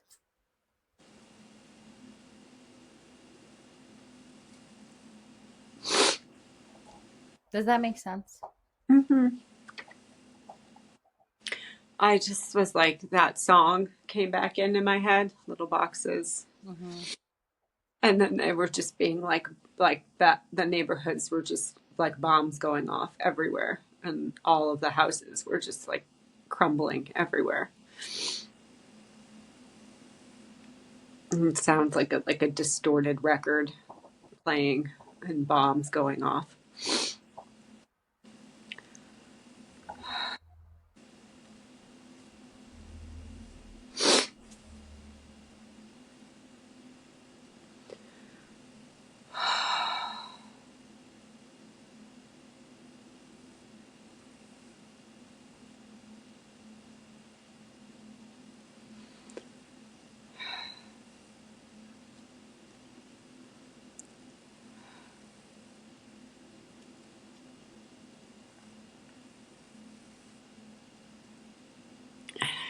It's like this.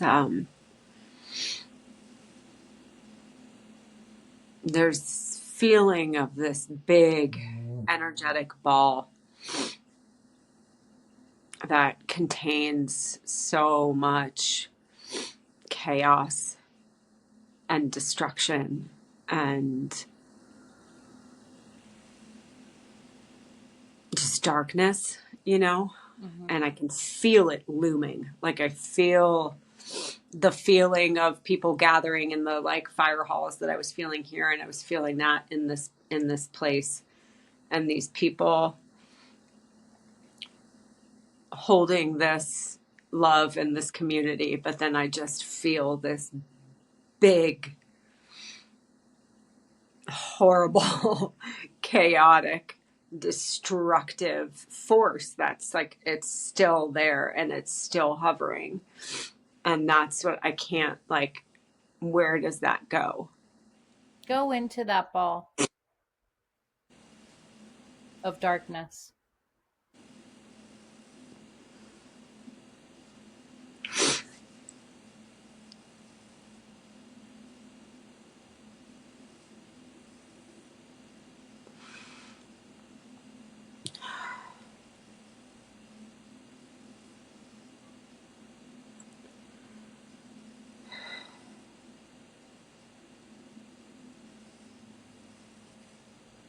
What is feeding it?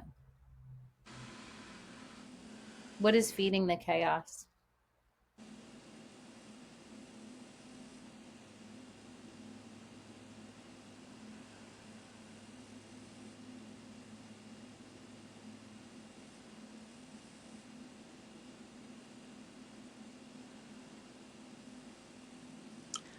I just keep seeing this. I feel like this, I keep looking at this scale.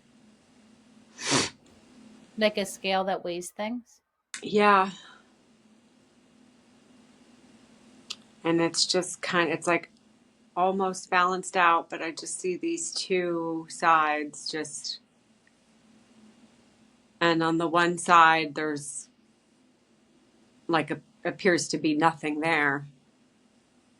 And on the other side is just this chaos. So when you just said that, because what I was thinking was the desire from the other places is what feeds that chaos, right? Because other places have things that they want from that area Mm-hmm. based on their desires for things, right? So if the desires from all of the other places, like from here, for example, don't exist because you couldn't find them, here, right? Every time you said, every time you wanted to see if it could come in, it just wouldn't, it would go disappear. Yeah. So if there were no desires from outside forces, like the desire from outside forces is what's feeding the chaos within the ball. People wanting things from resources from this these places. It always is because of resources that creates the chaos, which is the basis of fear and lack of and desire for things. Mm-hmm. So if the for survival, if you're breaking it down to the very basics. And so if the desire for survival is no longer from outside places, then this ball would naturally dissipate, right? And so maybe when you just said that the one side of the scale appears to have nothing, where right when you said that, it was in the midst of me having I this whole understanding about desire creating the chaos. And then so the empty part side of the scale, I interpreted it in that moment as there is no desire. There is no Mm-hmm. fear for survival. There is nothing Mm-hmm. there to fight for anymore. Right. Is that accurate? I think so. I was feeling like the seed planting again in the very fertile soil. And the like, um, if there is no fear of like a lack of resources,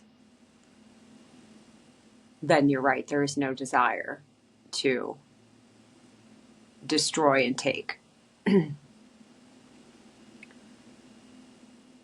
And I was like seeing the ball of chaos just eating itself. Mm. Like, yeah, I just keep seeing it eating itself. Like, That makes sense because it would have nothing else to feed on, right? right. So there's nothing else to feed. So it's just feeding on itself until it just Can you is. move forward to where it's totally eaten itself? Mhm.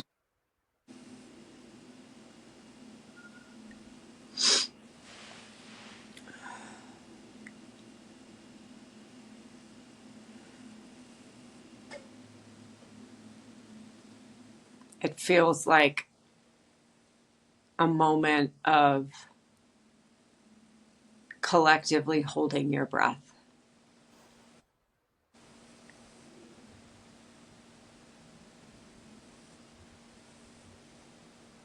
and then finally being able to exhale. Mm.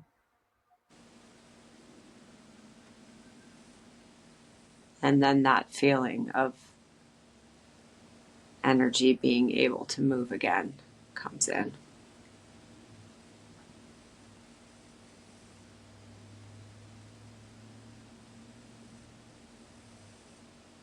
What does that look like?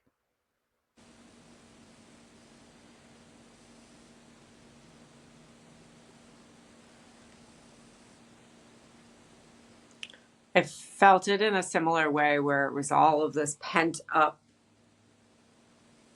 constriction, emotion, that moment of like you're holding your breath for a long time and then you can finally exhale. And out with it is like just the most insane grief and pain and suffering, like all just being released at the same time.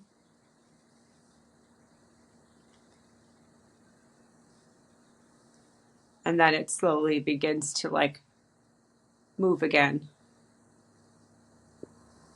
and circulate. And I see like the soil again.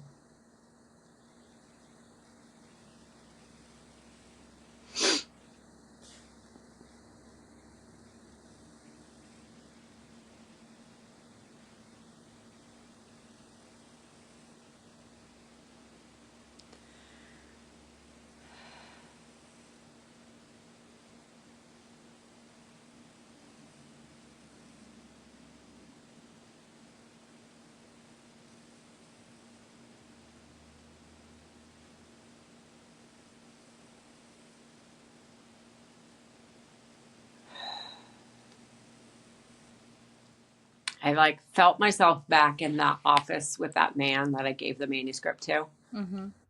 And I'm giving him like a very passionate speech right now, appealing to him that as to why this needs to be.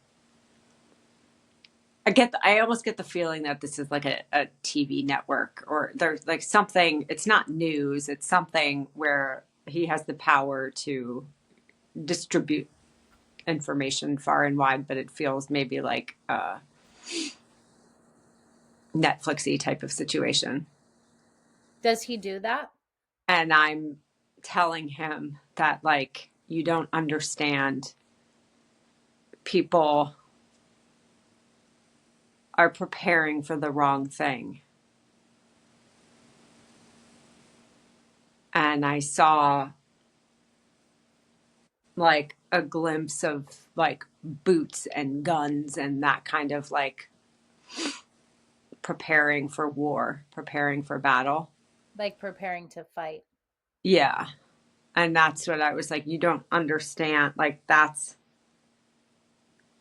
what everyone's ready for. That's what people are preparing for. And that's not it. That's the wrong thing. Mm. And That makes sense, because even in the beauty of what you described, um, where there is no fighting, because of that, like when you said it was like a dart hitting a balloon, yeah. and people having their that feeling of love and safety and all of that is um like preparing for unity, Hmm. because we've Yeah. been living in so much separation and division, can feel as devastating to people because it's so Hmm. unfamiliar. Hmm.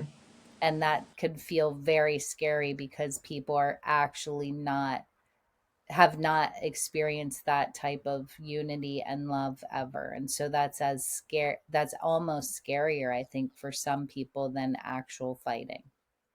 100%. Hmm. Because of how unfamiliar it is, Hmm. that it actually feels scary. Yeah. I love that. Prepare for unity. Like, what if that's the message you spread far and wide? Hmm. Wouldn't it Like, be how do interesting? you prepare for? I think you're so right, though. That would shock people. Like, It prepare just for gave me the unity. craziest feeling all through my head, because I can only imagine how scary that is for people who have been living in such a place of zero self-worth, for example. Yeah. Like, Yeah. that is very scary to believe that you are a part of something where you have absolutely no self-worth. So what is your Hmm. value Right. in that community? And that is very scary, Hmm. or could feel very scary. Right. Or you've projected all of your fears about the world we live in onto your neighbor who thinks a little bit differently than you or looks a little bit differently than you. And now you have to hold that neighbor's hand. Right. You have to love your You neighbor. have to love your neighbor and work together. Mhm. That's terrifying And for it a would lot be of people. actually easier to fight your neighbor 100%. because of how we've been living in that. Putting up Hmm. fences, keeping people out, Hmm. all of that is, we've been conditioned to live in that space much more easily than together. Yeah. That we've created safety by building fences and keeping people out Yep. in all of the ways. So I'm going to ask if you could go to just above the planet, Okay. 1 year from now, just above the planet where we just were, chapter 7. And taking a traveling over around the whole entire planet and seeing that energetic, um you described it as like a map, right? Hmm. And seeing that over the entire planet.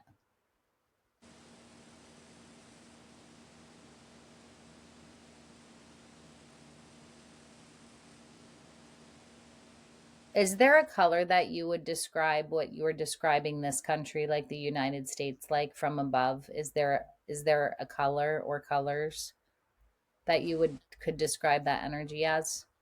It's okay if not, it's just a curiosity. It's very, it's moving. That's not like a single color. It's like this. It's very, um, like kind of pearly looking, opalescent, Mm, and it's swirling around. There's not a single color staying in a single place. It's okay. all kind of moving. Um, how about the rest of the planet?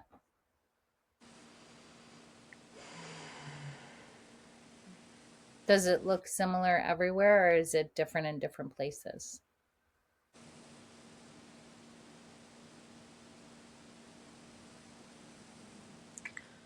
It feels pretty similar. I feel like I don't feel a change in color, but I feel pockets where there's less movement. Mm. And then I feel like a little burst, and then the movement happens again.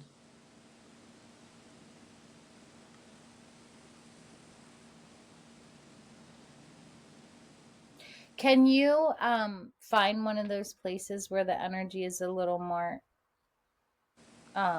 less movement, a little more stagnant? Hmm. Are you able to, from the space you're in, bring in the energy from all the other places? Are you able to help that happen?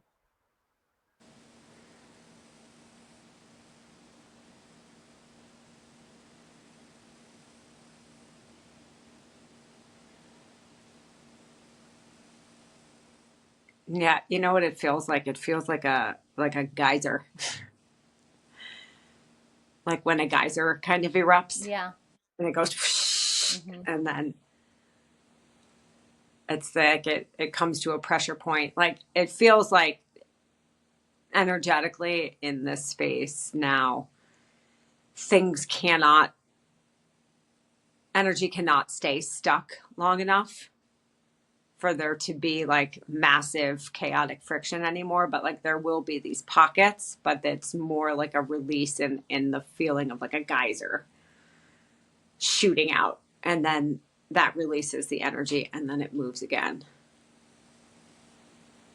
That's kind of the feeling I get, where you have these pockets of friction and maybe chaos or confusion, but it can't escalate to the point of massive war anymore because that just can't really exist in this new blueprint. There's like this whole new framework that feels like it's happening here.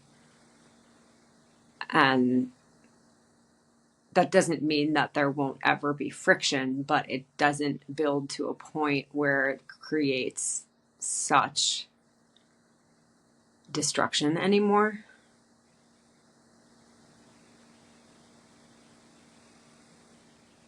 I'm very curious to I'm very curious as to the energy of the trailer where you were. Mm-hmm. That type of energy and the motorcycle gang with the drug dealing. Yeah. I'm very curious to like I don't know why I'm even asking this, but it like I is it that energy, like that circle of energy in Palestine, is it fair to say that those pockets because that's all based on desire or even lack of desire, Mm-hmm. right?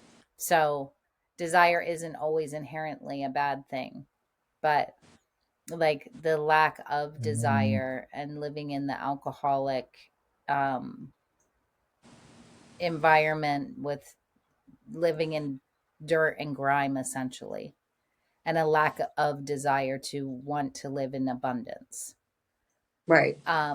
Does that also just like destroy itself, or do the majority of people living in that type of energy, do they do the majority of them have a shift where they want to become part, like experience unity consciousness, or do they end up staying in this other space where they destroy themselves, the separateness? It's just a curiosity of like, are there as many people left, I guess, is what I'm really asking. Mm-hmm.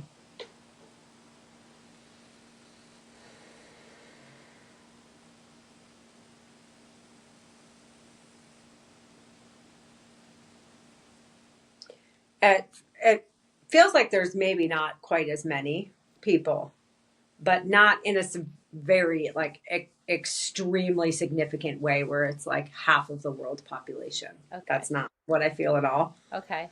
But it feels like,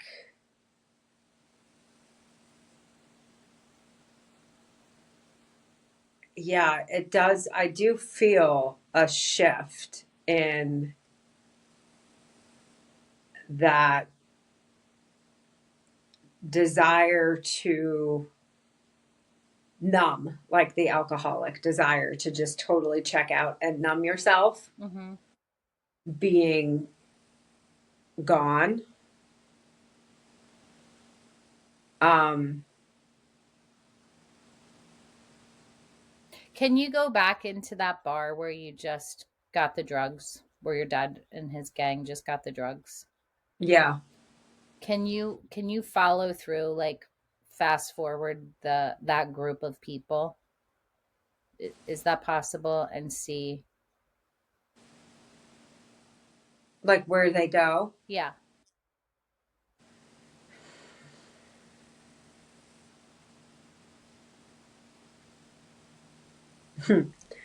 Yeah, I saw them like on the porch of a big house.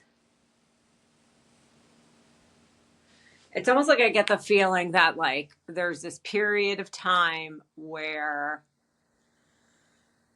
things are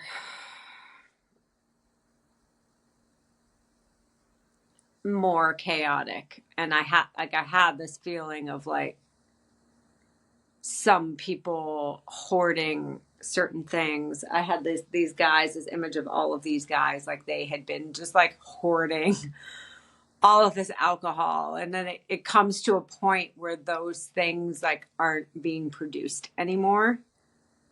Is this the feeling that I'm getting? Because it's almost like there's this whole new, an entirely new world needs to be born and birthed, and making shitty fucking White Claws is not a top priority in this new paradigm. And so, nor is making cocaine. And, I don't know. I just had this like very strong feeling too of like, drug lords and gangs and like what happens to that. And I also felt that same thing, like eating itself. Like if that desire to stay in that, like you just want to do that, you're just going to eat yourself alive. And then because there's not a desire from other people to consume that anymore, like there is for a while, and then it gets to a point where it's like that's not even a desire anymore. Mm-hmm. Like people don't want to check out like that anymore. People don't want to stay attached to the identity of being a total victim in this world and living in scarcity. That's not, that desire just feels like it goes away eventually. And it's replaced by this very strong desire to be a part of something bigger. And that with that comes like all of this, like where there once was no self-worth, now it's like I want to be a part of building this new big beautiful thing. And the things that were the distractions, like the cell phones and the drugs and the alcohol, just naturally go away because there's no demand for it anymore. Nobody wants it. So anyways, I saw those guys sitting on the porch like hoarding alcohol and then they drank it all. And then they were just like laying around on like hammocks and stuff, just like, well, now what do we do if we don't have any booze? Like, what's our life about?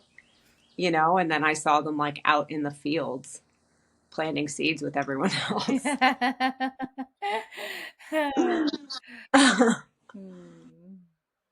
Makes sense. Yeah. Yeah. What else is there to do? I mean, you could just lay on the porch and complain that you don't have alcohol anymore, or drugs, or whatever your distraction of choice is, or you can prepare for unity. I don't know. Uh, Yeah. mm, Yeah. I feel like, too, when I get the sense of all these people, it's like I get this very strong feeling of like people telling this new story to each other. Like that feels very much like this is like in real time, people completely rewriting this new story together. And it's like I can see them like literally like hoeing in the fields and doing all of this, like, you know, planting the seeds and doing the things and like telling each other as if this was this thing, as if they were like recounting a story that happened hundreds of years ago, but they're like telling it in real time. It's like they're actively shaping this in real time. Do you know what I mean? Does that make sense? Like, no, you have to explain that. okay. So, and like, if you were to like imagine people saying like, okay, you know, the world was once like this, and you know, it was all this war and scarcity, and then the people came together, and you know, they joined in unity, and they were like rebuilt this new way of life, and it's all based on like, you know, community and living in abundance and living in harmony with the earth and with each other and remembering that we're all connected. It's like as if you were telling that story to some like a little kid, as if this were a time period years ago, but it's not. It's like happening in real time. So it's like they're working in the fields together during the day, like telling these stories of like how they're rebuilding the new world, but they're doing it in real time. Ah, So they're actively shaping this thing as they're doing it because they're taught like they're, do you know what I mean? Like, yeah, does that make more sense? Like they're telling each other these stories, but it's like it's happening now. right. It's not something that already happened. Hmm. It's like they're actively telling the story of how they are rebuilding the world as they're actually doing it. Hmm. And I can see it. It's like whisper down the alley style, you know, because I can see it just like going down, and everyone's just like, yeah, like super into it and telling the story of how there was this complete shift, and it didn't end in this like the destruction of the planet or the destruction of humanity. It ended in this way that's like It's like the dart hitting the balloon. Totally. Yeah. So, is there an actual, just for curiosity, is there an actual specific thing that's that specific, like the dart hitting the balloon, that will actually make people realize we are writing this right now in real time? Yeah. And that's why I feel like that this is why I feel like I'm urgently asking this man to Yeah. put this out, because I'm like, no, this is now. Like, this is right now. Does Right he, now, does we're he, telling this story. yeah. And he agrees with me. Like, Okay. I feel like he actually does. And now we're like scrambling to get this message out because he's like, holy shit, you're right. How This is does he get right it out? now. And yeah, I feel it. It's interesting. I feel that emergency broadcast sort of beep beep beep beep beep beep, like we interrupt your programming to bring you this emergency broadcast system, whatever. Okay. And it's like people stop what they're doing Okay. and they listen,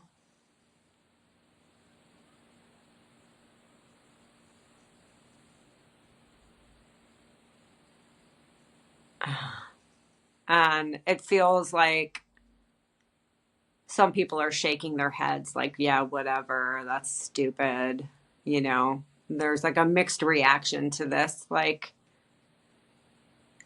some people are in agreement and some people think it's just bullshit. As soon as you just said that, I this isn't the beep beep beep, this is an emergency broadcast. The very next thing that came into my mind was there is no more money.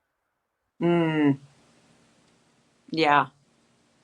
I feel like it could be those four words would Hmm. actually Yeah. obviously make that shift happen. Yeah. And I used to think about, like, what if it was there are no more cell phones? I've thought about Right. that many times, but there is no more money because you described a place where money is not the exchange anymore. So if you are bringing it, broadcasting to people that there is no more money exchange, the the world now functions on emotional exchange Hmm. Yeah. Yeah. and just literally what people think, that would instantly make people think, what am I Hmm. giving and receiving? Absolutely. Yeah. That's incredible. Yeah. It wouldn't have to be anything like prepare for a nuclear attack, prepare for this, prepare for that. Okay, world, there is no more money. Right. Now what? Yeah. And what did you say that one title was? Not now what, but I think it was chapter 3. Oh gosh. I can't remember. Okay, hold on, let me think here. It was yeah, it was chapter 2, and it was, What's next? Now what? oh, it was something like what's next, or it was 2 words. Um Was it after that? it was after, so maybe it was not, no, I feel like it was number 2 where you said 2 different things. Maybe it was number 3, Hmm. and it was um not next up. Uh oh, darn it. I can't remember, but it just reminded me of that. Like people having this response, like telling the entire world there is no more money, and then most people's response would be, now what? Yeah. I only Hmm. have myself to offer, Hmm. Hmm. Yeah. which therefore means only other people have themselves to offer me. Right. Right. What a concept. What a concept indeed. Yeah. I mean, I feel like that's a good place to wrap it up unless you have something else. No, I think just if I could, leave something for anyone that listens to this to reflect on, it's that, and it's prepare for unity. Like it feels, and like we're writing this story collectively right now. So Yeah, this is the broadcast. what do The we, emergency. how can we come together and shape the story into one that is of unity and not like, I don't pay attention to much, but you can't open YouTube or anything and not see the barrage of this is World War III being crammed down people's throats right now. So collectively, that's what everyone is preparing for in some way Absolutely. or another. And I think we're at a critical point right now where we need to shift that story. And so that feels to me like the urgent message is like, without pretending like the horrors aren't going on, and not to say like we're just going to ignore all this horrible shit and pretend like everything's fine, but to not fall victim to this narrative that this is only going to get better if by going through a like horrible, awful war in which everyone dies. I don't, that does, it just feels like we need to start writing a new chapter.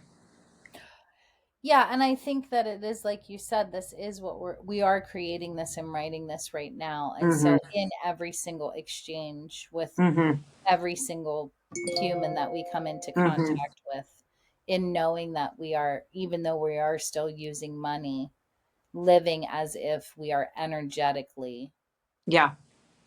Yeah. exchanging. Yeah. And it is kind of frustrating because it is like here we in the US are contributing to these wars being fought because we are paying our taxes and we are doing all the things like in chapter 1. We Right. are very much living in chapter 1 still. And so what I mean not totally but contributing energetically to these things that are not genuinely what we want to be Yeah. support of. Right. And so even having the awareness that we are energetically exchanging, Mm-hmm. we can practice it in our immediate lives, like going into the gas station and like in every single interaction that we have. Exactly. Yeah. Absolutely. Yeah, and I think if we were actually doing that, it would make that big bubble dissipate. Mm-hmm. Like if we were actually creating more of that in every single interaction that we have and seeing that as an opportunity to create more of the abundance and unity and all of that, it would naturally make that bubble dissipate. And what a thing to experiment with, right? Like if you can visualize that you've got like a backpack on your back, like you're a video game character, Like right? Jimmy Neutron. Yeah. Like Jimmy Neutron. And you can picture your battery life going down and um up and down, whatever. And you picture like every time you engage with somebody in any interaction, the gas station, the grocery store, the coffee shop where you feel like the person took forever and blah, blah, blah. Like, and you know that like your energetic exchange is either going to make your battery go down or up. Like picturing that as your money reserve, right? Like Yeah. if you treat this person like shit, you just lost $20, right? Yeah, From your bank account. absolutely. And Yeah, so how are you going to fucking go through life now? Like thinking like that. I mean, what a great thing to that's fantastic. like hey, this is my energetic currency. How I treat people is what comes back to me. So, am I going to walk around and be a jerk to people I mean, and if you drain think my about, bank account? Like, yeah, and if you think about how the amount of people who have invested in cryptocurrency, I'm one of them on a very small scale, but people have invested in this currency that they don't even know what it is yeah, anyway. And so if people are willing to do that, thinking about it doesn't seem at all far-fetched that you could live in a way where you're thinking of your energetic exchange is your actual currency. yeah. Why not you use yourself rather than some mysterious man that came up with this thing that nobody even knows what his name is, you know? It's That's, like yeah, that's so good. I love that. that's Man. incredible, Howie. I love Yeah. that too. Like this is your currency. Yeah.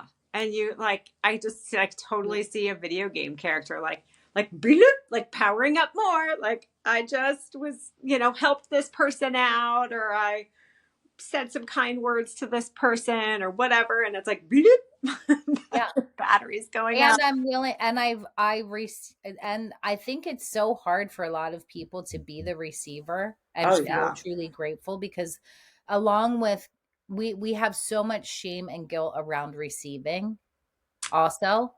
Like I think that's even harder for a lot of people to actually feel actual gratitude, Yeah. just pure gratitude, because usually people feel like they owe something when they're Mm-hmm. receiving. Totally. Yeah. And so then it just keeps that whole negative thing going. But I think that like true gratitude will would oh my would be amazing. Mm-hmm. Yeah. Yeah. I'm gonna be a millionaire by the end of the night, end of the day with this concept. It's so good. I love it so much. Yeah. I love it so much too. Yeah. Wow. It's amazing. Wow. Well, thank you so much for that, Hoey. Yeah. That was awesome. Yeah. Couple big breaths into every single cell of your body. Hmm.